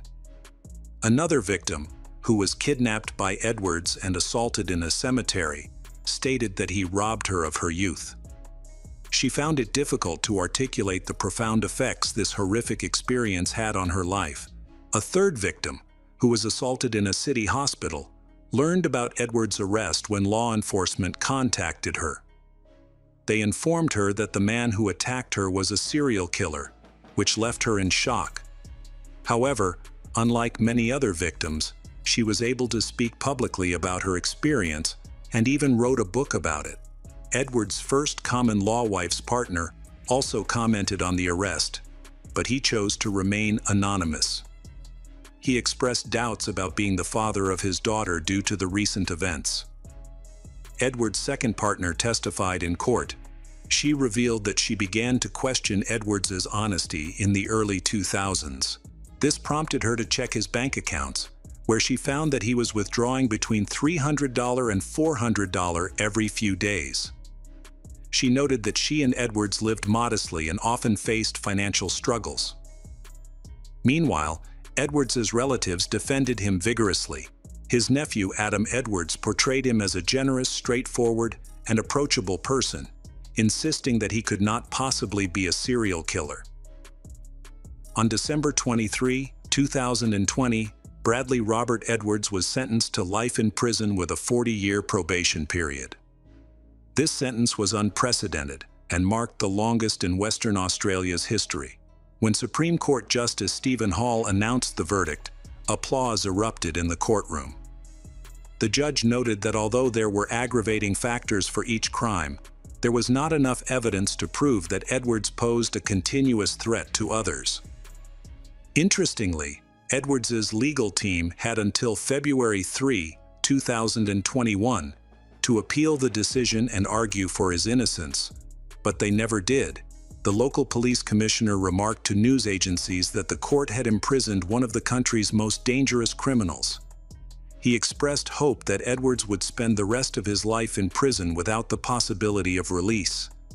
Additionally, he mentioned that he would continue to seek justice for another victim, Sarah Spears.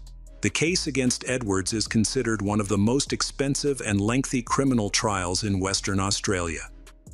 By September 2020, its total cost had surpassed $11 million. Authorities also had to spend a substantial amount on providing the legally required defense services for the accused.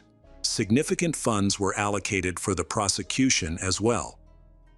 The prosecution team consisted of 4 prosecutors and 5 state lawyers. Additionally, some witnesses and experts traveled to Australia from other countries. The prosecution compiled over 150 volumes, which included reports of their work and organized evidence of Edwards' crimes. Law enforcement officers established a comprehensive database containing various documents and case materials, totaling several thousand gigabytes. Additionally, civilians took part in their own investigations, including journalist Liam Bartlett. He believes that Edwards may have had many more victims. Among them, one potential victim is a 22-year-old woman named Julie Cutler, who vanished without a trace in June 1988 after leaving a hotel. There were other girls who also disappeared under similar circumstances, but currently, there is no information available about those cases. The conclusion of the Bradley Robert Edwards case, the Claremont serial killings, left a painful mark on Western Australia's crime history. Thanks to the efforts of forensic officers, researchers in the community were instrumental in solving the case and bringing justice to the victims. Edwards, whose brutality and involvement in the murder of Jane Rimmer and Kiara Glennon, was convicted and sentenced to life imprisonment. However, there are still unfortunate victims who have not found justice. This case reminds us of the need to uphold the law and fight to prevent similar crimes in the future. Hello again, true crime fans. We've got another mysterious case to explore. The case of Rachel Waterman. Carl Dock is a real estate broker, and his wife, Lori, is a special teacher who specializes in helping children with disabilities. They have 2 children, a son, Jerry, who is attending college, and a daughter, Rochelle, a high school student. She is not only an academic standout, but also an active sports player. Their family is considered a role model, living in harmony and loving each other. Living in a small, close-knit community where everyone knew each other, the Watermans were well respected. Lori is admired for her compassionate and kind nature, always willing to help others. She was described as an exemplary wife and mother who prioritized her family's needs and ensured they lacked nothing. She was also known to be deeply religious. On Friday, November 13, 2004, Lori attended a social fundraising event. That same day, Carl was away on a business trip, and Rochelle was on a school volleyball trip for a tournament. After the event, Lori returned home around 11 p.m. and went to bed. Sadly, no one saw her alive again after that night. On November 14, 2004, in the small town of Craig, Alaska, a hunter called the police to report finding a burned-out van in the woods. He believed there was a body inside. When the authorities arrived at the scene, they found the van still smoking, and upon closer inspection, they discovered something horrifying. A severely burned human body was inside the van. The burns were so severe that the skull and part of the body were visible between the front and back seats. The body was charred and blackened in several areas, with most of the clothing burned away, exposing visible bones. Initially, the police suspected it was a tragic accident. However, upon further examination, they concluded it was deliberate. One sign pointing to this was the location of the body. As mentioned, it was found between the front and back seats, which seemed unusual if it were an accident. Typically, the driver would remain in their seat, and a passenger, if present, would likely not have sustained such severe burns. Additionally, investigators discovered traces of gasoline on the exterior of the van and on the ground nearby, indicating someone had doused the vehicle to intentionally set it on fire. The evidence made it clear this was not an accident, but a murder staged to look like one. On Sunday, Lori's husband, Carl, and their daughter, Rochelle, returned home to find that Lori and her truck were missing. They noticed some unusual details around the house. Her bed was unmade, which was odd because she was known for being meticulous and always made her bed first thing in the morning. In the kitchen, there was an empty wine bottle and a used wine glass, which was strange since she didn't drink alcohol. Deeply concerned, Carl began searching for Lori. He called friends and family, checking locations where she might be, but no one had seen or spoken to her since Friday. Realizing this behavior was completely out of character for Lori, he contacted emergency services to report her missing. By Monday, still no word from Lori. Carl was increasingly anxious. However, his daughter Rochelle appeared calm. He advised her not to go to school, even though it was a school day, but she replied that she wanted to go and stay at school all day as usual. Strangely, her classmates and teachers later noted that Rochelle seemed indifferent about her mother's disappearance. She seemed unconcerned. One of her teachers approached her to ask if she was okay, and she replied that she was perfectly fine. She added that her mother must have been drunk and driving, or something like that. At that time, news broke that a truck had been found in the woods containing human remains. Because Lori is missing, rumors began to circulate. Some of Rochelle's classmates suggested to her that the body in the van might be her mother. This caused she to lose her composure, and witnesses reported that she began acting aggressively and appeared to have a breakdown. Her teachers then decided it would be best for her to go home. When Rochelle returned home, she met a policeman. Police said they could not be 100% sure that the body found was that of her mother, Lori, as identification was difficult due to the body being severely damaged by the fire. However, since the truck was found to belong to Lori, it was highly likely that the body was hers. Upon hearing the news, Rochelle and her father, Carl, were heartbroken. Both burst into tears. But when they were told that this was not an accident but a murder, they were shocked and devastated. They could not believe that someone could hurt Lori, especially since she was always so nice to everyone and loved by everyone. After identifying the body as Lori's, the police obtained a search warrant to investigate the family home. Inside the house, they gathered crucial evidence. In Lori's room, they discovered the tip of a rubber glove synthetic rope fibers, and a shoe print on the windowsill. The evidence suggested that the perpetrator had entered the house with the sole intention of killing Lori, as no items were stolen. This suggests that the perpetrator was someone familiar and close to the family, who knew the house well.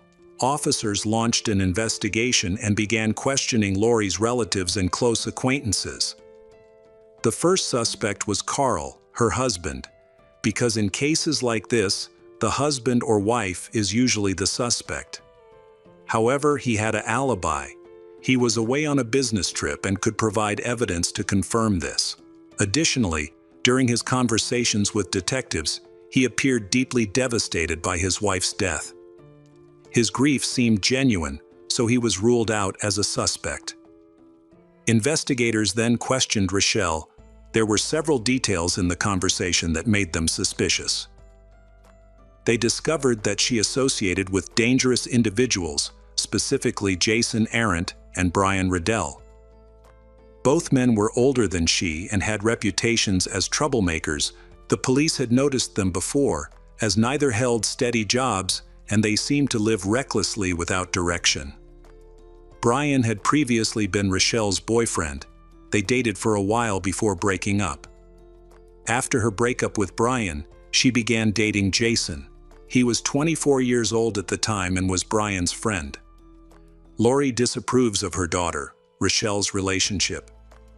She disliked her daughter dating much older men, especially those who were dangerous and troublesome. This caused many arguments between she and Rochelle. Detectives brought Brian and Jason in for questioning about Lori's murder, but both denied involvement. They claimed they were at Brian's house watching a movie on the night of the crime. However, officers suspected them and continued questioning until Jason broke under pressure. He eventually confessed, revealing that Brian was the killer and that his role was limited to driving Lori. After Jason's confession, detectives offered him a deal in exchange for his cooperation. They provided him with a hidden microphone and sent him to speak with Brian to obtain a recorded confession. While the police did not release the recording to the public, it confirmed that Brian admitted to the crime, though he withheld some details. When the detectives interrogated Brian again, they told him that Jason did not betray him. However, a conversation between him and Jason, recorded through Jason's hidden microphone, revealed the truth. Cornered, Brian confessed fully and disclosed all the horrific details of what had happened. They planned to stage Lori's death as a car accident, pretending that she had been driving under the influence, and this led to her death. To avoid leaving evidence, Brian shaved his hair. They broke into Lori's family home while she was getting ready for bed. They tied her hands and forced her into the kitchen, demanding the keys to her car. They then opened a bottle of wine, poured a glass, and made Lori drink it. Brian and Jason continued to force her to drink until she had consumed the entire bottle, which was an excessive amount for someone who rarely drank alcohol. Lori became intoxicated quickly. Immediately afterwards, Jason and Brian forced Lori into the van.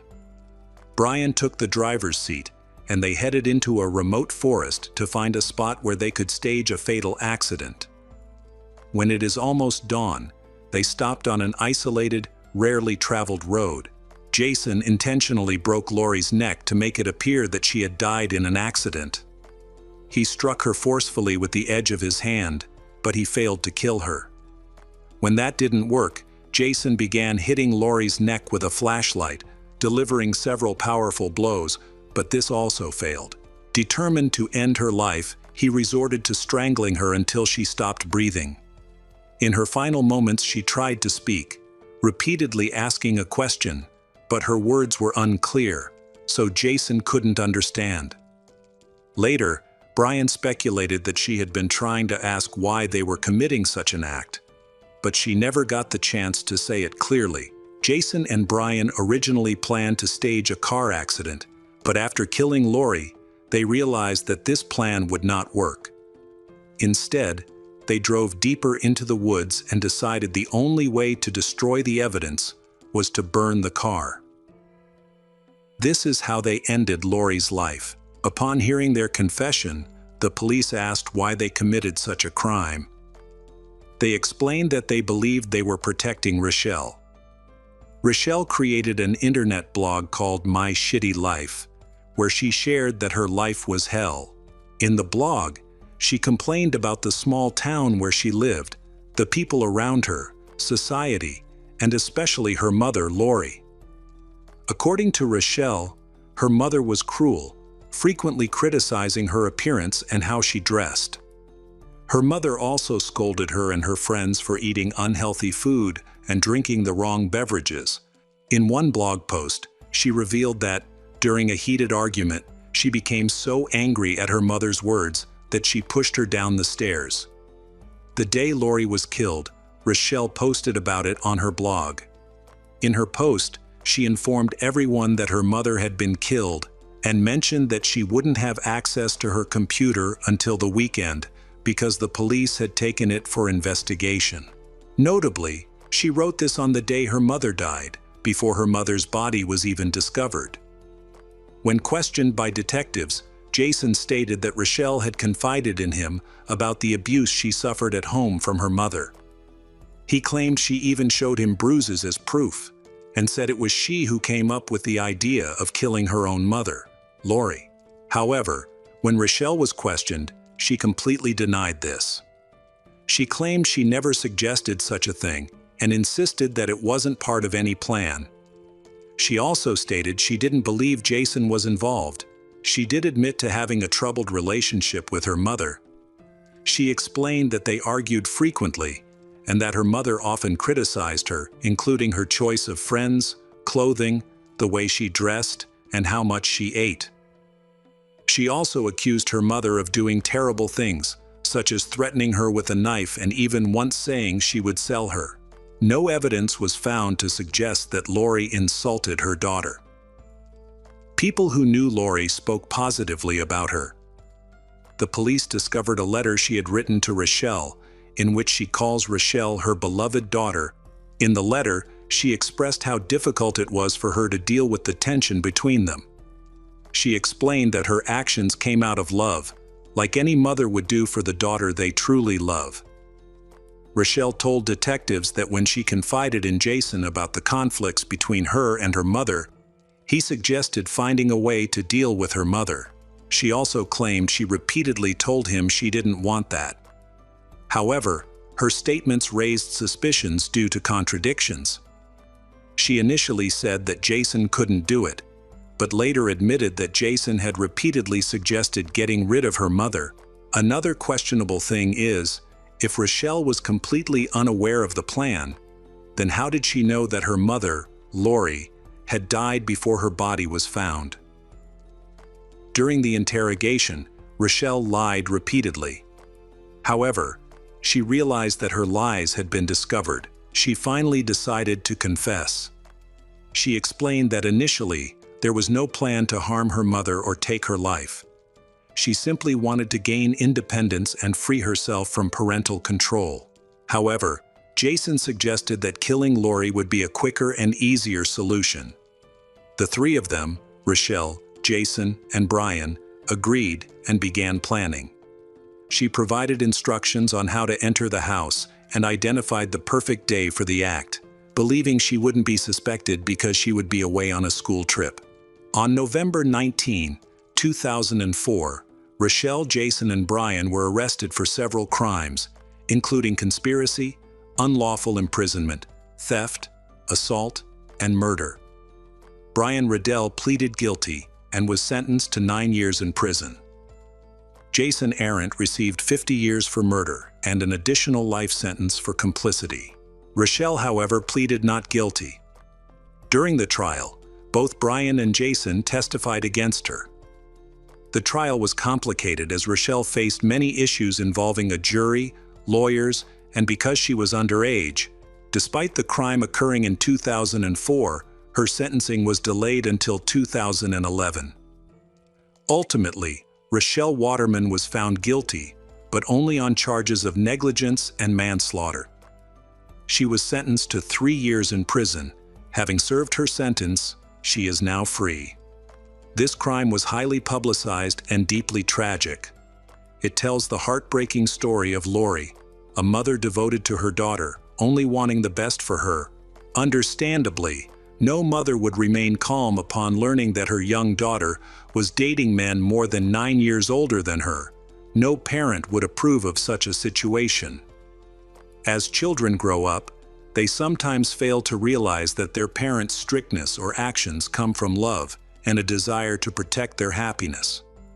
However, this cannot be a reason to justify Rochelle's actions. There was no evidence to suggest that Lori abused her daughter. In many cases, finding evidence for such allegations is difficult. For instance, was Rochelle subjected to constant criticism or psychological abuse by Lori? It's hard to confirm this. Furthermore, Rochelle was known to lie, while many others described Lori as kind and compassionate, making her end all the more tragic. Hello friends, welcome to our channel. Today we're going to take a look at another horrible case with you. The case of Chad Ensel. Chad was born and raised in Bismarck. He attended university, majoring in mechanical engineering and design. Upon graduation, he returned to Bismarck and began working as an engineer at a local company. Friends and acquaintances describe him as a simple and kind man. In addition to his engineering work, Chad is a coach for a youth baseball team. On weekends, he spends time coaching young athletes and playing sports. He always remains calm and is not someone who likes to cause trouble. His cheerful personality does not seem like someone who is suffering from mental problems or who is thinking about quitting life. On April 6, 2015, Chad shared on social media that he was dating a woman named Nikki, who is 3 years older than he is. Friends noted that he seemed very happy at that time. A year later, in 2016, they got married. Nikki had 2 teenage sons from a previous relationship and worked in transportation for a food company. She was confident and often posted selfies on her social media, with only a couple of photos featuring her sons. She has an erratic temperament and often expresses her frustration with store employees. This causes a lot of conflict, causing many people to choose to avoid communicating with her. In addition to her main job at a food company, Nikki also runs a small business that specializes in catering for events and celebrations, particularly in making sweets and baked goods. She has been successful in this field, with many appealing creations showcased on her social media pages. On the outside, she and Chad appear to be a successful couple. He works at a large company in a managerial position, while she balances her job at the food company with running her own business. They raised 2 children together, and everything seemed to be going smoothly until January 2, 2020, when Nikki had to call emergency services. At approximately 5:30 p.m. on January 2, 2020, 911 emergency services received a call. The incident took place 15 minutes from Bismarck, North Dakota, at a farmhouse surrounded by cornfields. The caller's name was Nikki. She said she had been unable to contact her husband Chad for several days and decided to visit him. However, when she arrived, she could not enter the house because it was filled with smoke. She couldn't see what was happening inside but believed her husband was there. Emergency responders, including paramedics, firefighters, and police officers, quickly arrived to help. Upon investigation, they discovered that the fire had started in the guest bedroom on the 2nd floor, where Chad was thought to be. Firefighters swiftly extinguished the flames and later found the charred body of a man lying on the bedroom floor. He was completely naked and had some sort of weapon placed on the bed, but away from his reach. This suggests that someone moved the weapon there, as it was not possible for him to have injured himself and then moved the weapon on his own. Police quickly determined that Chad had inflicted the injuries on himself. However, the lack of burns from a weapon suggested that the injury was likely caused by a distant impact. It could have been caused by a gas heater, which is known to be a dangerous source of heat that can cause fires. Despite the risks, Gas heating systems remain popular in the United States due to their affordability and convenience. When the police arrived at the basement, they found another source of ignition, a badly burned stove on the lower level. The stove may have overheated during use and become the starting point for the fire. The entire situation was riddled with inconsistencies. The crime scene looked like a poorly staged incident. The strange points in this case are becoming more and more clear. Chad and Nikki lived together and raised their children together. So why is she away from home for many days? This caught the attention of the police, who began questioning people close to the family. Chad's friends and co-workers said they had not seen him for days. This was strange because he was a department head and did not usually miss work. Chad was very responsible, so it was unusual for him to miss work. At the very least, he would have called his supervisor to let them know he could not come in. Concerns grew. Chad was last seen on December 30, 2019, when he was captured on surveillance cameras at a local bowling alley. The next day, he did not show up for work. His wife, Nikki, called the company to inform them that her husband was seriously ill and needed a few days to recover. January 1 was a holiday, but on Monday, everyone at the company expected him to return, yet he did not appear. Co-workers decided to call Chad to check on him. However, they were unable to reach him, prompting them to call the police to report the situation. They subsequently requested a welfare check on him. At approximately 1:20 p.m. on January 2, 2020, the police arrived at Chad's home. They knocked on the door, but no one answered. After waiting for a while and looking through the windows, they saw nothing unusual. The house was quiet. They did not conduct a thorough search or enter the home, believing they did not have the authority to do so. They assumed he had gone out to celebrate the holidays. They reported back to Chad's company that he was not home and that they could not assist further. They then left. Chad's co-workers suspected something was wrong, so they contacted his wife, Nikki. She stated that she was at work, but promised to check on him as soon as she got off. At 5:30 p.m., she called 911 and reported that she could not enter the house due to a strong smell of smoke, particularly in the room where Chad's body was found. Forensic scientists uncovered clear signs of arson. A mattress had been burned, possibly by a nearby gas heater. There were cigarette butts and empty whiskey bottles on the floor. However, the police were particularly puzzled as to why Nikki and the children were not home under the circumstances. Why had she and Chad not seen each other for several days? Detectives invited Nikki in for questioning to gather more information about the case. She was deeply affected by her husband's death and expressed her distress, mentioning that he often smoked inside their home, which she suggested might have caused the fire. Her testimony made investigators suspicious. They believed that her husband's death was not an accident, but a deliberate murder, so they continued to question her.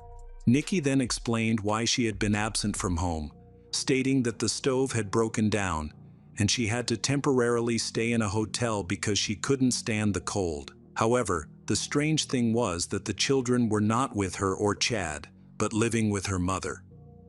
During her account of the events, she unexpectedly mentioned that she had to move the children because Chad, her husband, was a cruel alcoholic. She had never mentioned anything negative about him before, only positive things. However, she now stated that both she and the children had been abused by him. She had many photos showing the bruises and injuries her husband had caused. She admitted to the police that she and her children had moved away to escape her abusive husband. Nikki found a job in a new place and was preparing to move in a week. However, her plans changed drastically with the death of her husband. Now that she had no need or reason to run away, she decided to stay. At that time, the investigators had no evidence against Nikki, so they released her, but continued to treat her as a suspect. The next day, the autopsy results came back. Forensic experts discovered that Chad had suffered severe facial injuries from a weapon, and the entire front half of his body had been burned. He was lying on his back when the fire broke out, which resulted in less burn damage to his back, where experts found bullet marks. Obviously, he couldn't have injured himself in the back with that bullet, and if he had intended to end his life, there would have been much simpler ways. The cause of death was determined to be injuries from a weapon, and Chad had died before the fire broke out. There was no soot in his airways, and the forensic expert concluded he had been dead for several days, meaning he could not have ignited the fire. It was clearly not his doing. Someone murdered him and tried to make it look like he took his end life. With these details, Nikki became the prime suspect. Nikki contacted her insurance company to claim compensation for the damage to her property after the fire. Investigators discovered that just days before the fire, on December 26, the family had registered their home with the insurance company. Less than a week later, the house burned down under suspicious circumstances. Furthermore, during the police investigation of the crime scene, they discovered a package in the kitchen addressed to a man named Earl Howard. This new suspect needed to be investigated, and he was found quickly. In her initial interrogation, Nikki claimed she had rented a hotel room. However, it was later revealed that the room was registered to Earl Howard, the man named on the package. He was an ordinary working man who spent most of his free time at home. Originally from Canada, he had moved to Bismarck, North Dakota, USA, for a job opportunity. Soon after, Nikki was taken back to the police station for questioning again. The detectives began asking her leading questions about Earl. Initially, she denied knowing him, but then she unexpectedly admitted to having a relationship with him. She claimed that they had been having an affair for a year, that Chad knew about it and accepted the situation. She then maintained a relationship with Earl. During this time, her alcohol consumption increased, and she faced frequent insults from Chad. Throughout the interrogation, Nikki portrayed herself as a victim. She cried often, but sometimes spoke so softly that the police had to ask her to raise her voice. Experienced detectives suspected she was being insincere and was merely trying to evoke sympathy. After being pressured, her attitude changed, and she stopped crying. She realized that tears could not convince the detectives, so after being advised, she continued to tell the story clearly.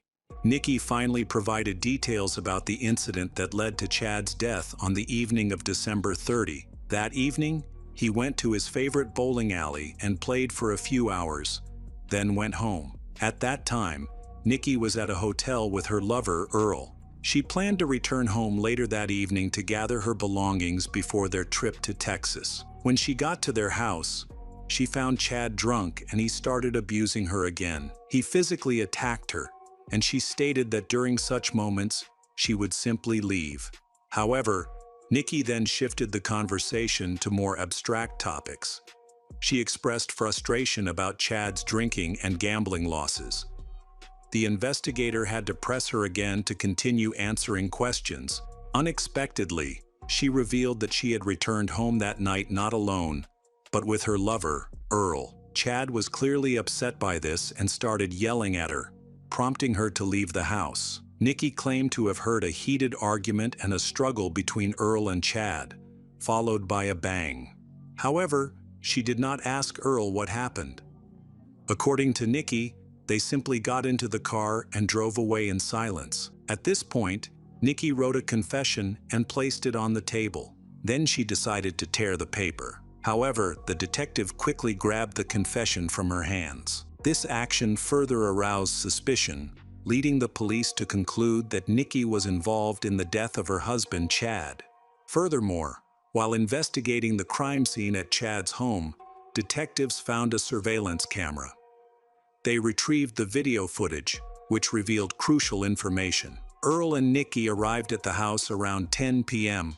on December 30, approximately half an hour before Chad left the bowling alley. They went inside and spent about 20 minutes in the house before coming out with several boxes. This was important evidence, as it indicated that Nikki was at the crime scene before Chad's return, Detectives theorized that she was potentially removing her possessions to protect them from a planned fire, which enabled them to charge her with premeditated involvement. It was important to fully restore the evidence, as the circumstantial evidence alone could seem unconvincing to the jury. After this, Chad returned home around 10:30 p.m., seemingly unaware that Nikki and Earl had been at their house. Just before 1 a.m., Nikki and Earl returned to the house. They went inside, and shortly after, nearly all the security cameras stopped recording. Only one camera, which monitored the driveway, continued to operate. This limited footage did not capture everything that occurred afterward. They eventually left the house and drove away. Cigarettes found inside matched those smoked by Earl, but none were fully smoked. They appeared to have been lit and then carelessly discarded on the furniture and floor, creating a fire hazard. This suggested a deliberate setup. Moreover, it was revealed that Nikki was the sole beneficiary of the house insurance policy, valued at $26,000. She was arrested on January 7 for conspiracy to commit murder. Although her bail was set at $500,000, she could not afford it and remained in jail. Additionally, Nikki had 3 previous convictions for fraud and was on house arrest at the time of her arrest. Investigators went to Earl's house to arrest him and take his statement, but he fled. However, he was not able to evade justice for long. 2 days later, he was arrested in Michigan, near the Canadian border. He was trying to escape to his home country to avoid prosecution in the United States. When arrested, he did not resist. After the arrest, police gathered more information from him, which helped clarify the incident of that night. Nikki and Earl had more motives for committing the crime than just collecting an insurance payout on the house. Their relationship lasted for over a year. At one point, she shared with Earl that Chad had a $600,000 life insurance policy. They believed that this money could solve their problems and allow them to live comfortably. She wanted to avoid the complications of divorce and the division of assets, so she chose a darker and more lucrative option. They planned to kill Chad and make it appear that he took his end life. Their goal was to collect all the insurance money they could, both life and property, and then run away to Texas together. On December 9th, they finalized their plan and set it into motion. To prevent her children from witnessing the crime, Nikki sent them to stay with their grandmother. Knowing that Chad was going bowling that night, Nikki went to their home early to gather belongings she wanted to save from a fire. CCTV footage from the hotel captured her and Earl bringing their items to their room. Later, they returned to the scene of the crime, where Nikki disabled the cameras and the security system. Earl was armed, but it is unclear who actually killed Chad, as they blamed each other. Apparently, the murder happened while Chad was sleeping. He was attacked in the back. He died instantly. Then his body was turned upside down and his face was attacked to make it appear that he had injured himself. Earl and Nikki thought that burning the house down would destroy all evidence, making it difficult for forensics to find any clues. They then scattered whiskey bottles around the house to portray Chad as a heavy drinker. Finally, they put a gas heater in the room, lit it, and left, expecting it to cause a fire. The following day, they anxiously awaited news of the incident, but nothing came. Frustrated, they returned to the house and discovered some small, weak fires that had already gone out. To ensure a more effective blaze, they rearranged the mattress and other items to facilitate burning. Earl went down to the basement and started a fire directly above the stove. Meanwhile, Nikki scattered cigarettes around the room, believing their plan would succeed. They left, but for the next 2 days, there was no news about the fire. Fearing their plan had failed, they returned to the scene. On January 2 at 5 p.m., when Nikki opened the door, a backdraft caused the fire to flare up. However, their plan failed, as the house did not burn down as they expected. During the investigation, detectives discovered fingerprints and DNA evidence from both Nikki and Earl. The poor staging of the scene was quickly discovered, Even the placement of the weapon on the bed suggested an attempt to mislead the investigation. If Chad injured himself, the weapon wouldn't be placed that way. This detail became a key argument for the prosecution at trial and was persuasive to the jury. Nikki and Earl were charged with murder. At the last minute, Earl agreed to a plea bargain, which allowed the prosecution to learn all the details of the crime. Earl Howard pleaded guilty to conspiracy to commit arson and tampering with evidence. As a result, he received a 25-year prison sentence, with the possibility of parole after serving 21 years. During the trial, he and Nikki blamed each other. Earl's plea deal included testifying against Nikki. In contrast, she maintained her innocence, claiming she was outside when the shooting occurred and that Earl was the shooter. She also accused Earl of lighting fires and throwing away cigarettes. During a subsequent interrogation, Nikki told bizarre stories, claiming that Chad was aware of her affair and had allowed her to meet Earl. She also stated that Earl and her husband were friends. Nikki described her husband as an alcoholic, but those close to the family disagreed, stating that Chad did not drink heavily, did not abuse Nikki, and would not permit her to be with Earl. Chad never made anyone doubt his character. No one had ever seen him drunk, and he always prioritized his family, career. Therefore, no one believed that he was a bad husband. They thought Nikki had fabricated the stories right away. On February 17, 2023, Nikki Ensel was found guilty of conspiracy to commit murder, arson, and attempting to cover up the crime.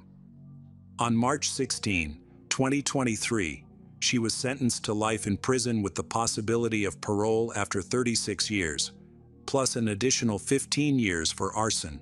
The sentence was controversial, as Nikki's punishment was harsher than Earl's, despite evidence that he played a key role in the crime. The disparity in sentencing was attributed to Earl admitting guilt and cooperating with the investigation, while Nikki did not. However, the court's decision was final, allowing her to file her first appeal as early as 2026. Welcome back to our channel. Today we will explore a new case, the case of Richard and Carla Van Dusen.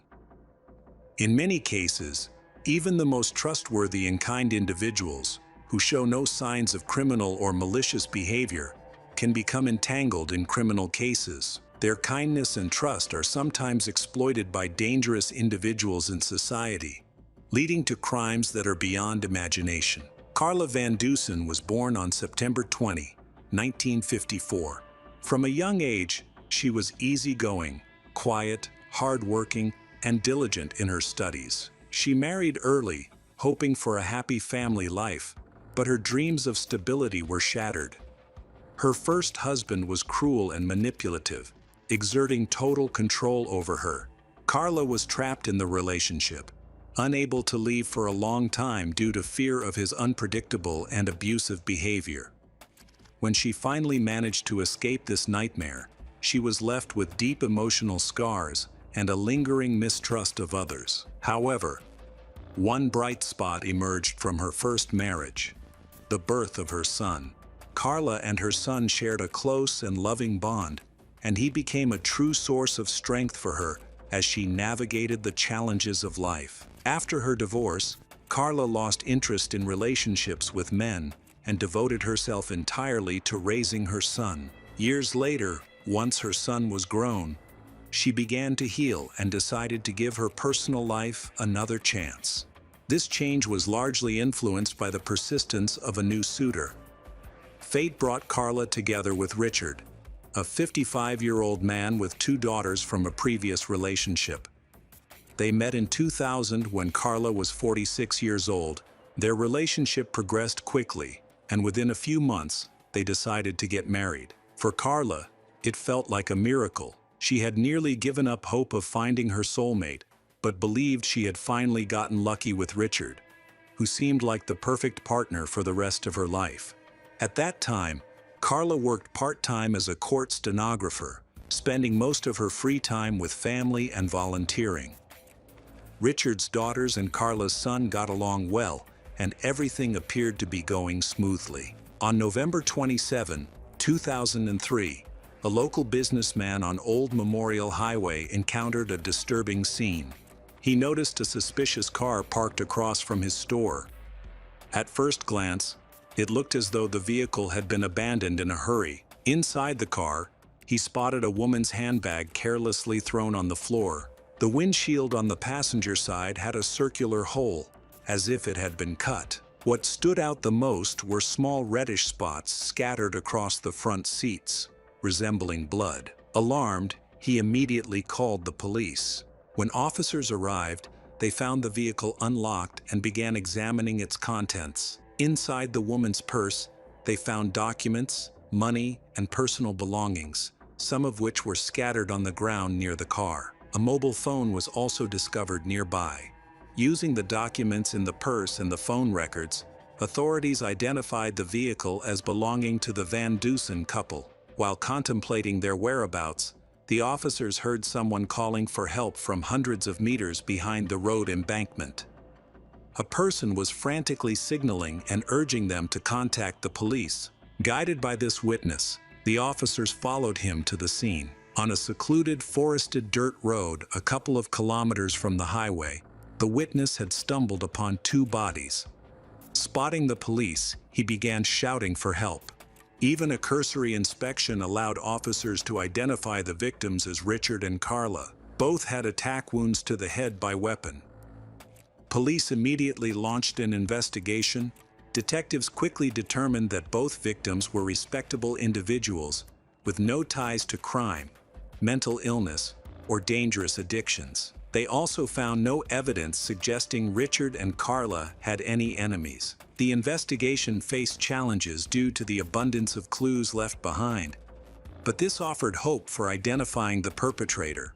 The case grew more complex due to the distance between the bodies and the car, which indicated a struggle had taken place.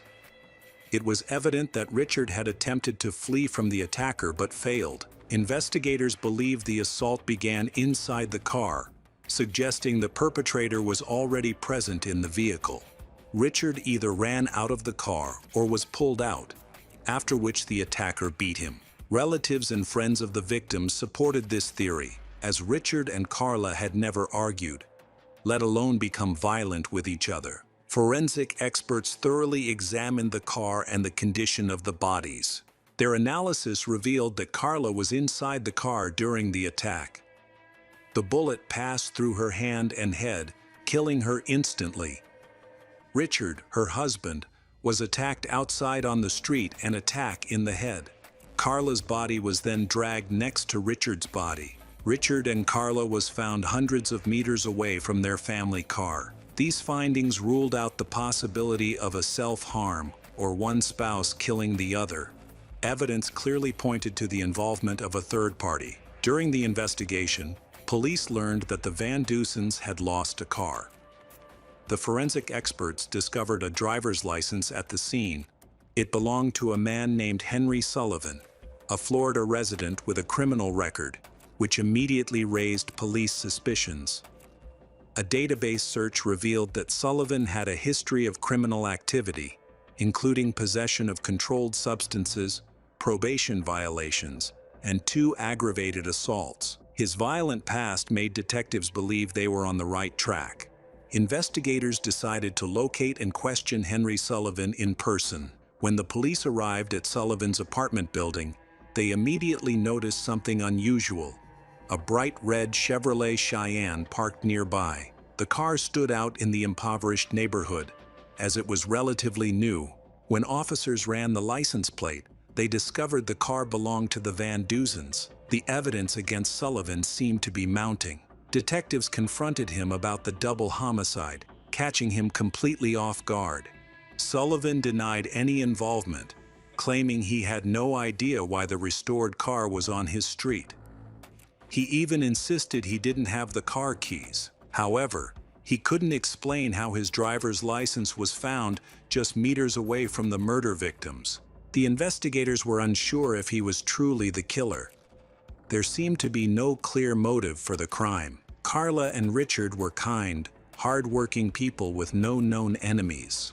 Richard worked as a sales manager for a copier company and spent his free time restoring old cars, which he would sell before starting new projects. Carla worked as a stenographer and was deeply involved in her community. She sang in the church choir, volunteered at hospitals, and even dressed as a clown to entertain sick and injured children.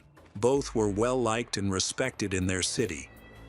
Neither had ever been involved in violence or cruelty. The reason for such a brutal attack on these decent people remained a mystery. Sullivan claimed his license might have been stolen, explaining that he was often forgetful and had lost his expired license. When the police examined the document, they found no fingerprints on it, as if it had been deliberately cleaned.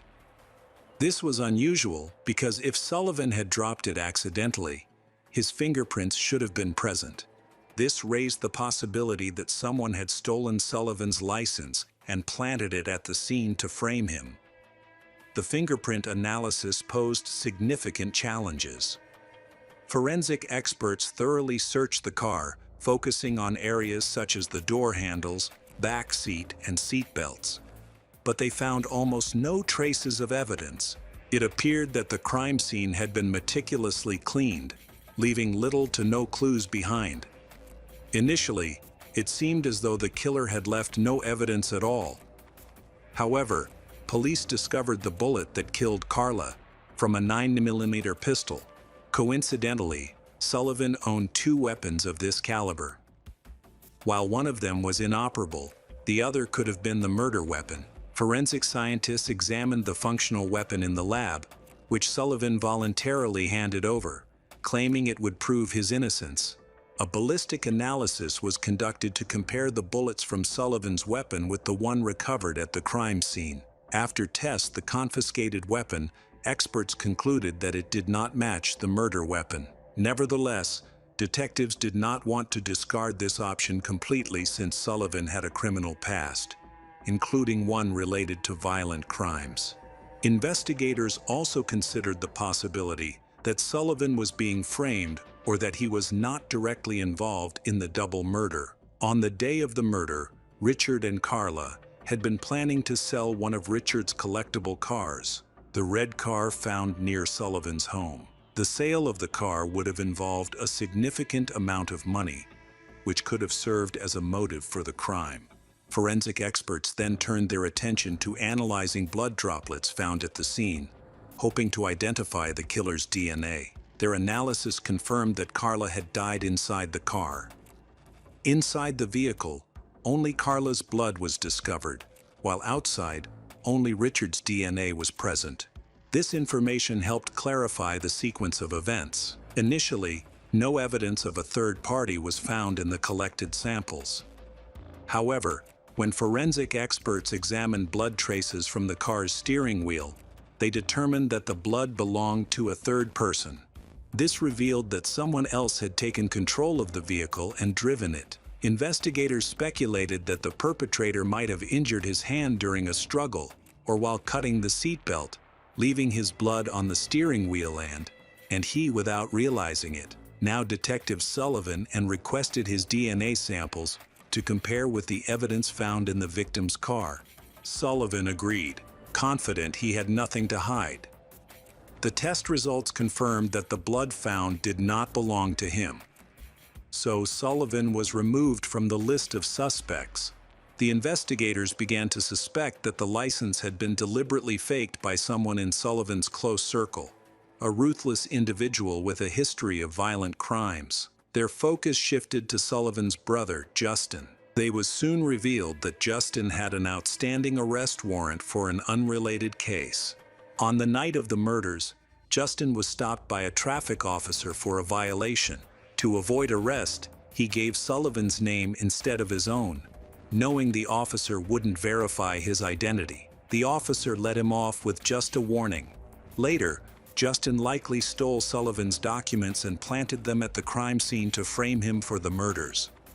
He had ample opportunity to do so and could have bolstered the police's suspicions about Sullivan's involvement by planting Richard's car outside Sullivan's apartment. As a result, Justin became the new prime suspect and was brought in for questioning.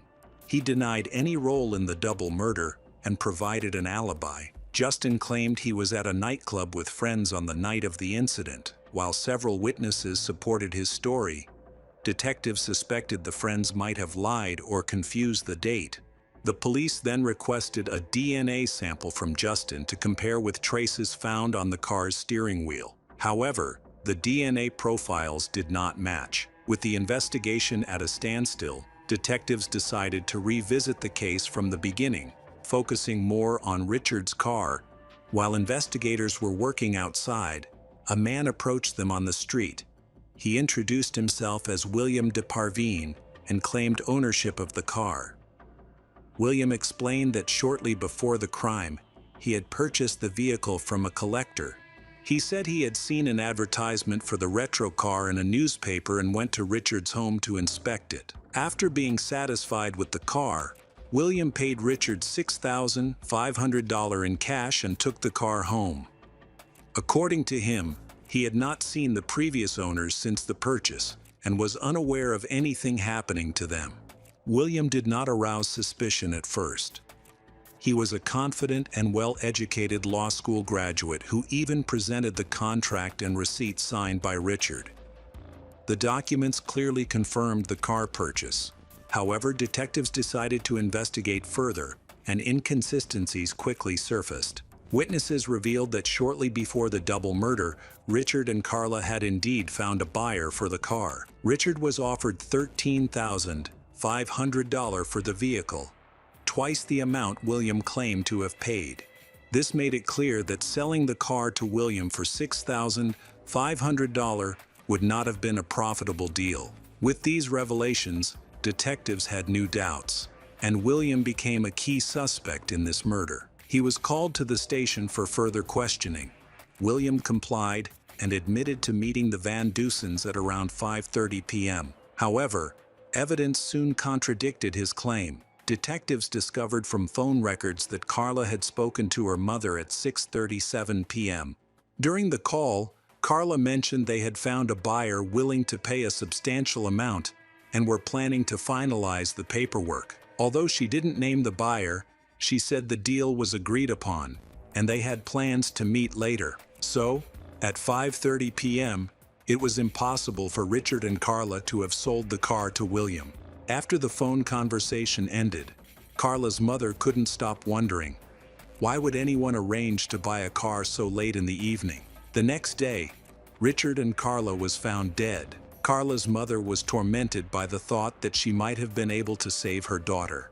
She was convinced the crime was connected to the car. When William was informed of this details, he appeared confused but stuck to his original account. He denied being the person Richard and Carla was supposed to meet that evening. This created a major inconsistency in his story since the timelines didn't match. Of course, the Van Dusens could not have sold the same car twice. Investigators later found that the psychological profile of William matched the description of the person who killed Richard and Carla. They also discovered that William had a history of violent crimes. At the time of the double murder, he was out on parole after serving 9 years for assault with a weapon. This criminal background further heightened the detectives' suspicions about his involvement. The contract and receipt for the car sale were examined, and an expert confirmed that Richard's signature had been forged. Following this, William was asked to provide a DNA sample for analysis. However, he unexpectedly refused and invoked his rights without providing any explanation. At that point, the investigators did not have enough legal justification to forcefully obtain a DNA sample from the potential perpetrator. As a result, the detectives decided to pursue an alternative approach. That same day, a special team was assembled to monitor William's movements in hopes of finding an opportunity to collect the required DNA evidence. William was placed under 24/7 surveillance, and the police tracked his every move. This was challenging because he avoided public places like shopping centers and cafes, where it would have been easier to leave traces. His cautious behavior made the surveillance team's work even more difficult, as they had to carefully avoid detection. Being well versed in criminal law due to his legal education, William was familiar with law enforcement techniques. During a previous term of imprisonment, he had dedicated time to studying and enhancing his knowledge of the legal system. William's university professors described him as highly intelligent, determined, and self-confident. His every action was meticulous and deliberate, reflecting a disciplined nature that aroused further suspicion.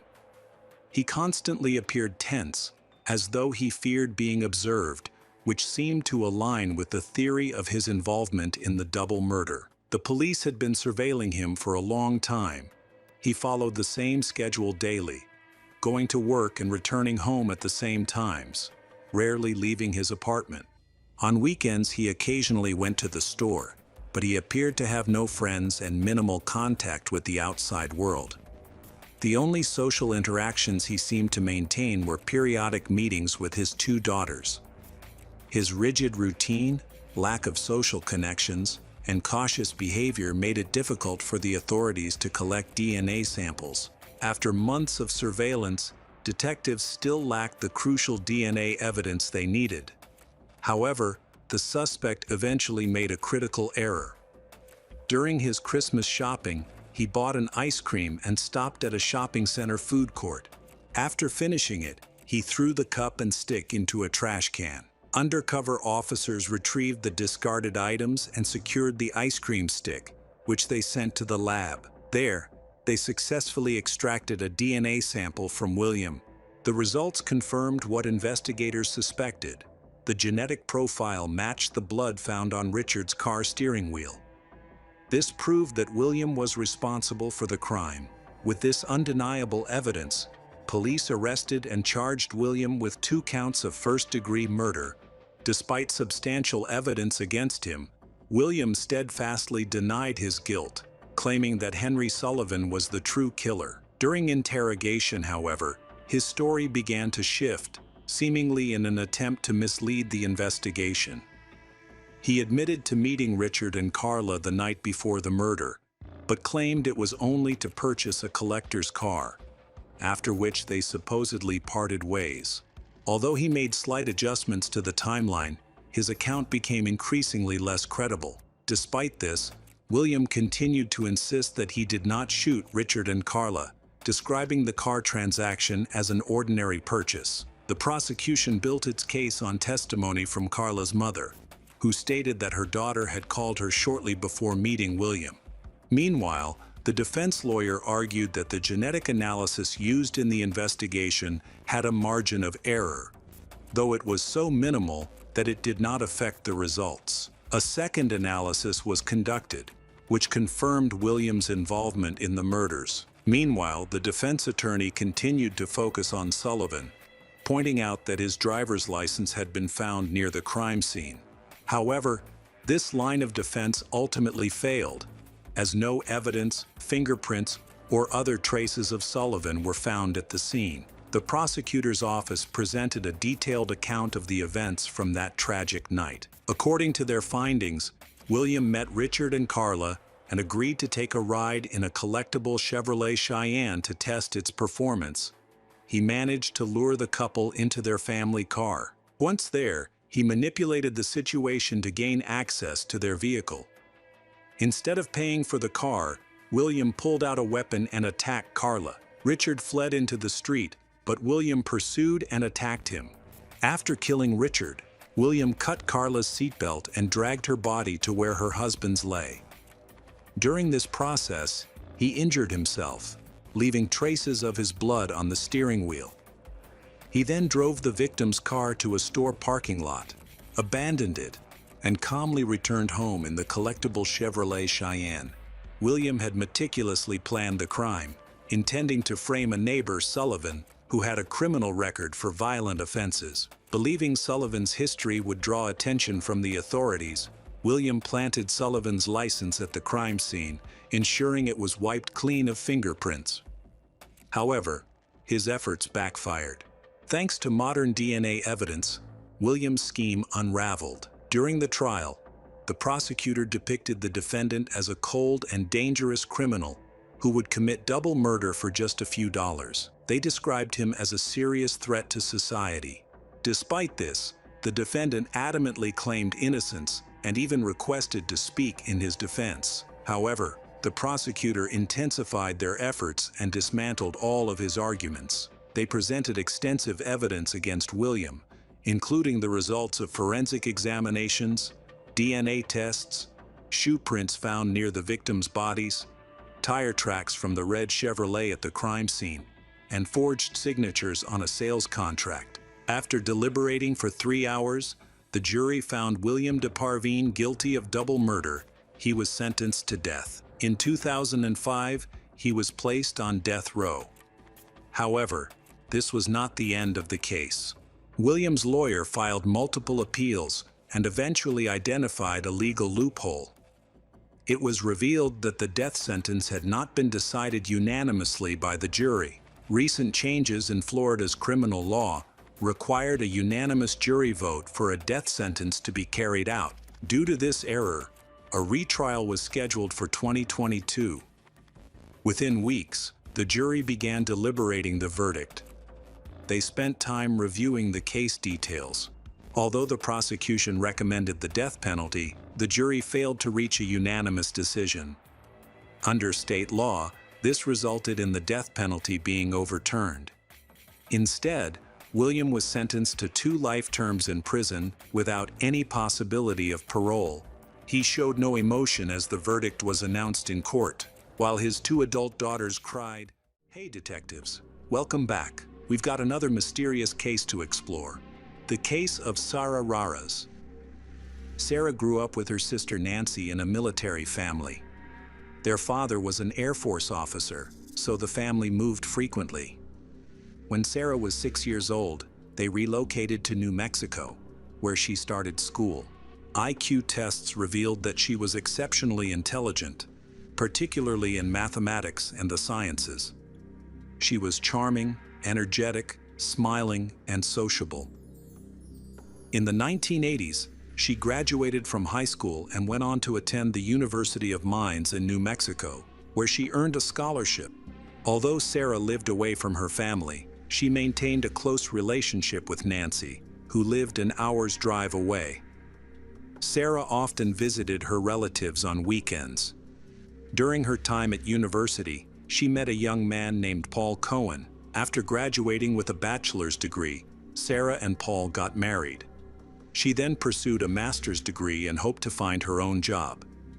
However, everything changed when Paul accepted a job with a government agency in Washington, and they moved there. As a result, Sarah had to drop out of school and now lives a 30-hour drive away from her family. Soon after, Sarah found work as an intern at the National Security Agency, where she worked on decrypting classified information. She was known for being a responsible employee. Meanwhile, she was also writing a book about a murder investigation, as she had a passion for detective stories. At work, she became friends with a colleague named Laura Billiter. They spent a lot of time together, socializing with other colleagues. Laura had a family and children, and Sarah, too, wanted to become a mother. However, after 3 years of marriage, Sarah and her husband Paul began to drift apart. Finally, in 1990, Sarah began studying at Johns Hopkins University, a prestigious research institution. She had to take evening classes while working full-time during the day. During her studies, she met a 25 years old named Lorenzo Raras. He was intelligent, sociable, and worked at a local telecommunications company. He comes from a Filipino family. They developed a close relationship and decided to get married. On September 7, 1994, Sarah celebrated her 31st birthday and earned her master's degree. She and her husband, Lorenzo, bought a house in a small town in Maryland.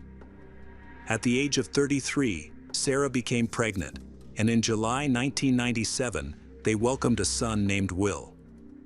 During this time, the family moved again, which created more distance between Sarah and her own family. As a result, Sarah relied on support from Lorenzo's family, particularly his mother, Emilia Domingo Raras, who worked in a nursing home and often took Will with her. Although Sarah developed a good relationship with her husband's family, She felt that her husband, Lorenzo, did not pay enough attention to Will or to her. Lorenzo, on the other hand, began to feel jealous of Will, thinking that Sarah was focusing too much on their child. He started to believe that Sarah was using him just to have a baby. As they grew apart, Lorenzo stopped taking the antidepressants prescribed by his psychiatrist. With the changes in their relationship, he began exercising more control over Sarah. Sarah then asked her mother-in-law, Amelia, for help, but Amelia refused to intervene in her son's marriage. This left Sarah feeling stuck and without a clear way forward. In June 1998, Sarah filed for divorce from her husband, Lorenzo, and he moved out of the house just a few days later.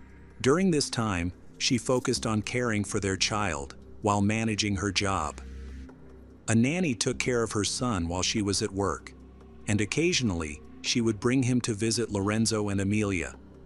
She also developed an interest in horseback riding, pausing her detective novel after completing 3 chapters. The divorce proceedings dragged on due to disagreements between the two parties. By December 3, 1998, it was crucial to establish who would have custody of their son, as Lorenzo had started fighting for custody.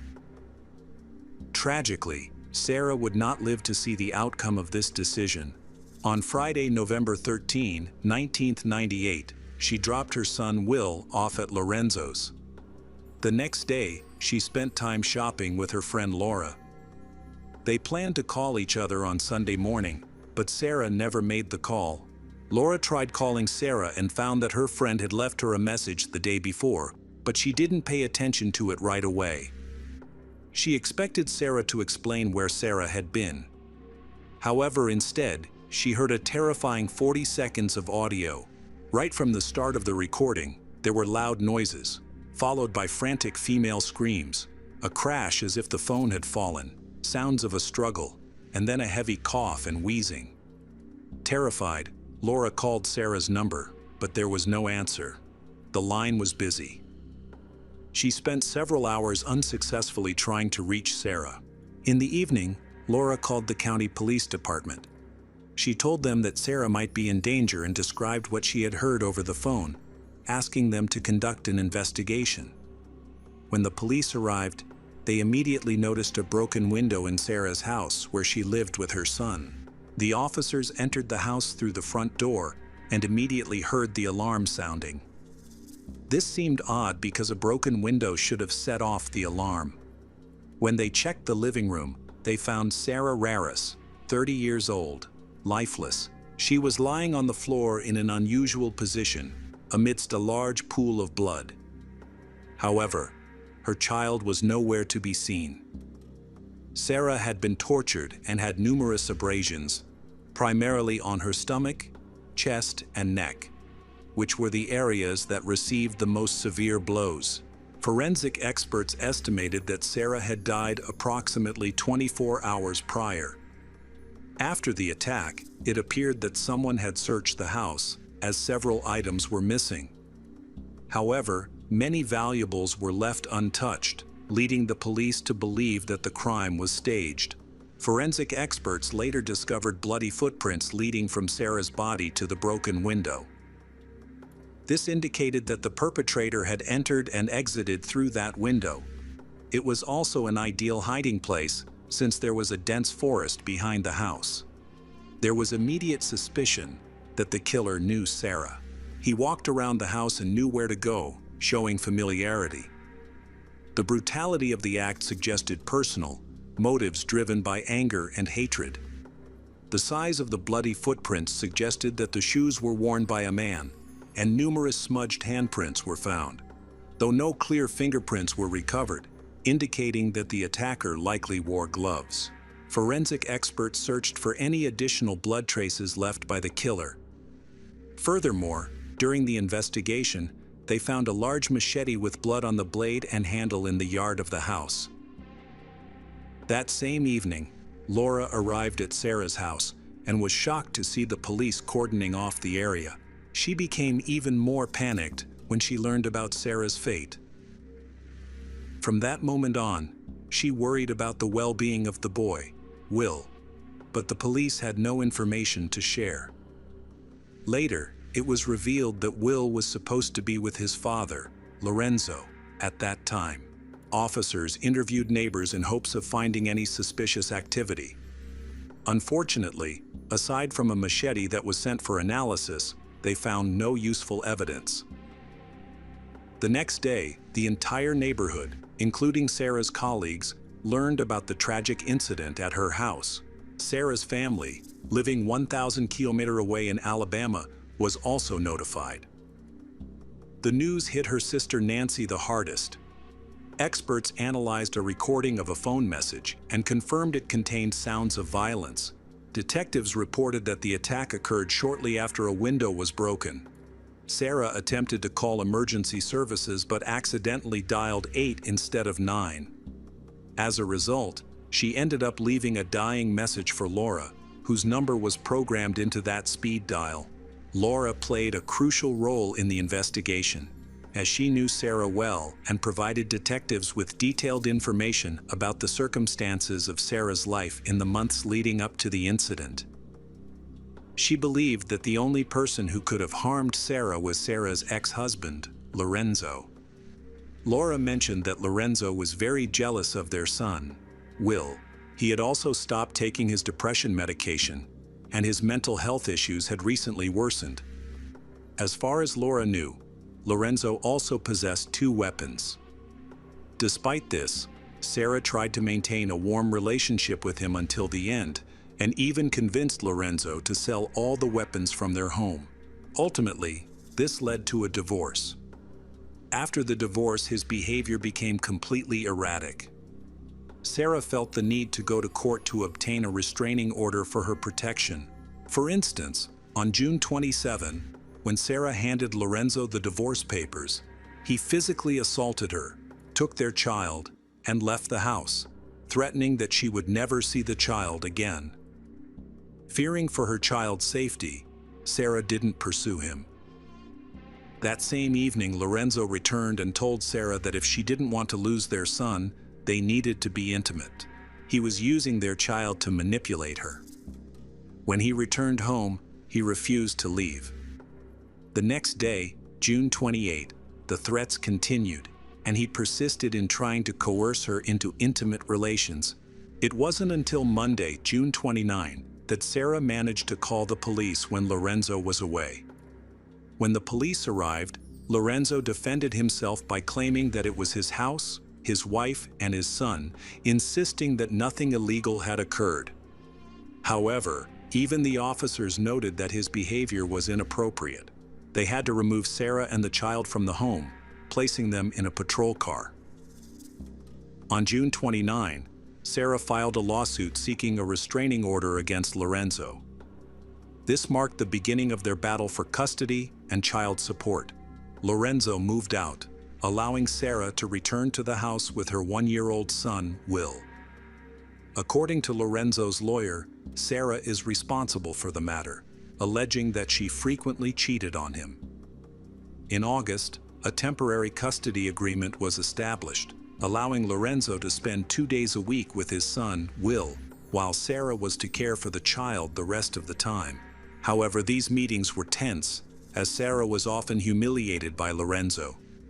In addition, he continued to threaten and bully her, especially threatening to take the child abroad, such as to the Philippines. Even Lorenzo's lawyer acknowledged that these threats were unreasonable. Nevertheless, he pursued obtaining a passport for the child. Lorenzo did not succeed in his plans. His inappropriate behavior led the police to suspect him of murder, making him the main suspect in Sarah's case. The neighbors lived far from Sarah's home, so no one heard anything during the attack, and there were no witnesses. People did not notice anything unusual, and although there were many alarms, no one had CCTV cameras that could provide evidence. Detectives discovered that on November 13, shortly before Sarah's death, she called her friend Laura. The divorce was nearing its conclusion, and Lorenzo had not gained any advantages in the process. Sarah was genuinely afraid that he might seek revenge for this setback. She asked Laura to protect her son if anything happened to her. She also admitted that she had hidden a frying pan under her bed, which shows the level of fear she lived in during the last months of her life. At the time of Sarah's death, there were only 3 weeks left until the trial's conclusion. It was revealed that her son, Will, was safe and living with the Lorenzo family, which did not align with Sarah's wishes. She strongly objects to Lorenzo and his relatives raising Will if she dies. On November 16, the police went to Lorenzo's family home to inform him of Sarah's death and to monitor his reaction. When he opened the door and heard the news, he fell to his knees and sobbed. However, the police noticed that when he stood up, his face was not wet with tears. He was clearly trying to deceive them. Lorenzo was taken to the police station for questioning. He remained calm but displayed a sense of arrogance, consistently denying any involvement in the murder. Lorenzo told detectives that he picked up Will on Friday and spent all day Saturday with the child. He claimed that during the evening of the attack, he was at home with his family. However, since the witnesses were his relatives, his testimony was considered unreliable.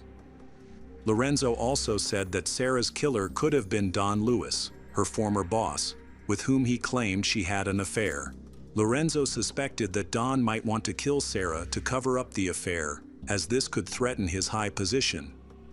However, the case clearly shows the perpetrator's hatred for Sarah and his personal motives. Therefore, detectives still considered Lorenzo the prime suspect. However, at that time there was not enough evidence to charge him, so after interrogation, he was released. A warrant was then issued to collect DNA samples and search the Lorenzo family home. However, the process was difficult and dragged on for months. Meanwhile, blood analysis from the crime scene continued.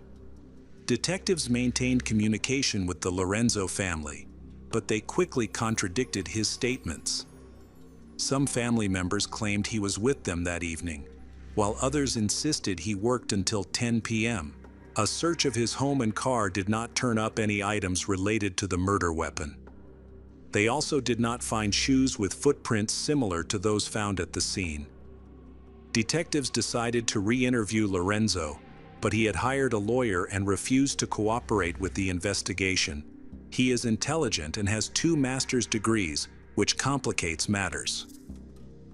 Then, officers from the NSA came to the aid of the police and decided to conduct their own investigation into the death of Sarah, their employee, using advanced technology and top experts. By this time, most tests and checks had been completed. The forensic expert determined that Sarah died from a deep neck wound that caused her to lose 8% of her blood. She suffered multiple deep wounds and significant blood loss from cuts on her wrists. Her lungs and liver were punctured, and she also sustained a serious brain injury that had initially been overlooked. The most severe injury was a nearly fatal blow to her neck. Meanwhile, NSA agents reviewed the recordings that Sarah had sent to Laura. They discovered that she had mentioned the name of her killer, Mike, as brother Lorenzo's. So, they decided to interview Mike, but he appeared very nervous and did not provide any useful information. Later, Mike's ex-wife, Becky, agreed to assist the police by using wiretaps. She called Mike, and they spoke for an extended period, attempting to extract information through leading questions, but to no avail. Eventually, the NSA completed its investigation and concluded that Sarah's murder had a personal motive.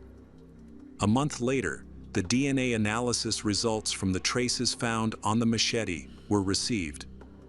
The analysis revealed Sarah's blood, along with traces of a male, likely her killer. To the surprise of law enforcement, the male DNA did not match any samples collected from the suspects in the case. The Lorenzo family and Don Lewis remained silent for a month, during which no useful information was obtained.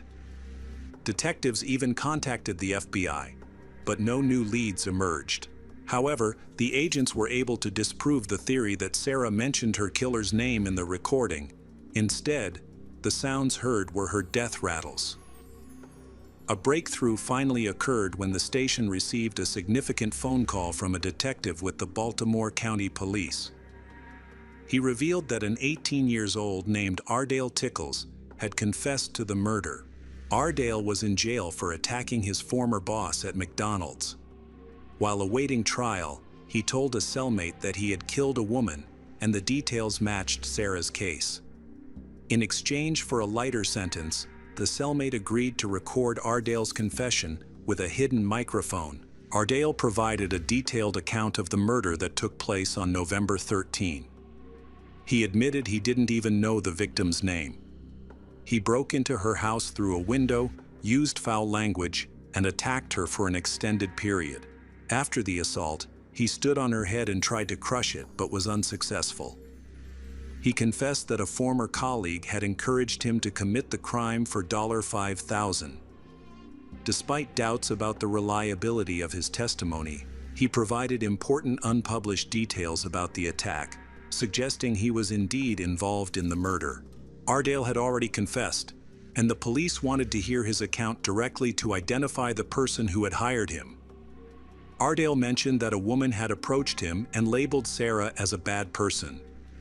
Ardale is black, while Sarah is said to have been racist. Furthermore, he feels hatred towards her because she is accused of being involved in the miscarriage of his best friend. He then decided to kill her. He told the police that he did not know the motives of the person who hired him to kill Sarah, and that he had been manipulated into carrying out the murder. Although he was expected to receive $5,000 for the job, he actually received only $3,000. However, he did not consider this a serious matter. He viewed the murder as a matter of honor. Ardale was shown photos of the main suspects in the case but did not recognize anyone. It was strange that he didn't even know the name of the person who had hired him. Ardale had a troubled childhood. His mother had schizophrenia, and he spent a significant amount of time in a boarding school where he was seriously injured in a fight with other students. This experience left a lasting impact on his life. Although he had no prior criminal record, he was very aggressive and easily influenced. When the police showed Ardale a photo of Lorenzo's mother, Emilia, he recognized her as the one who had hired him. He was shocked to realize how cruelly he had been deceived. Sarah was not a racist, she was simply interfering in the family of her ex-husband Lorenzo. Words alone are not enough to constitute solid evidence and bring charges. However, it was clear that Ardale and Emilia were in cahoots. DNA evidence from the machete handle confirmed Ardale's involvement, and Emilia's guilt was established through her financial transactions when she paid for the murder. Consequently, Emilia was charged with conspiracy to commit murder. One of Lorenzo's sisters revealed the nature of the relationship between Emilia and Sarah. Emilia had interfered too much in her son Lorenzo's marriage to Sarah. She was upset that Sarah did not listen to him. As Sarah and Lorenzo's relationship deteriorated, Emilia developed intense hatred towards Sarah. In her conversation with the police, Emilia acknowledged having conflicts with Sarah. She felt that Sarah's actions were a personal affront, largely due to the culture in the Philippines, where she grew up. There, children are expected to obey their mothers unconditionally. Emilia pointed out this cultural difference and considered Sarah's disobedient and disrespectful behavior towards her to be equivalent to a serious crime. Therefore, she believed that attacking Sarah was completely justified and felt no remorse for her actions. In January 2000, it was unusual that no members of Emilia's family were present in the courtroom, except for Emilia herself. She received no support from her family. Prosecutors argued that the motive for the attack was fear of losing custody of his nephew, Will. To carry out the murder, Emilia convinced Ardale to do it for her. She even expressed frustration that he was unable to kill Sarah as planned. After the hearings, Emilia was convicted of first-degree murder, but the charge of conspiracy to commit murder could not be established. At this point, Emilia changed her testimony, claiming that she only intended to scare Sarah into giving up custody of Will, not kill Sarah. Amelia stated that she showed Sarah's house to Ardale, along with some stones. However, the detectives did not believe her. Ardale knew the layout of the house and could get there without setting off the alarm. This clearly indicated that she had provided him with information, suggesting that their intention was more than just intimidation. Furthermore, no one would pay $3,000 just to have rocks thrown at a house. The verdict was announced on April 18, 2000. Amelia cried in court, claiming that she never meant for this to happen, but no one believed her. Amelia Domingo Raras was sentenced to life in prison without parole. Amelia stated that her son, Lorenzo, was not involved in her plan and was unaware of it. Their prison phone calls were recorded, and no evidence proved his guilt. Nevertheless, Sarah's family believes that Lorenzo persuaded his mother to commit the crime. Later, Lorenzo reached a plea deal with the prosecution, admitted his guilt, and expressed remorse, stating that he prays daily for Sarah and her family. Lorenzo Raras was sentenced to life in prison after confessing, but he became eligible for parole in 2009. In 2009, Amelia appealed her sentence, asking for a review because she claimed she had changed, becoming kinder and more religious. But her request was rejected. On February 8, 2023, Lorenzo passed away on his birthday at the age of 57. Amelia, now 88 years old, remains in prison. In 2024, Ardale became eligible for parole and submitted a petition, asserting that he has changed and wishes to turn his life around. A decision regarding his parole is still pending.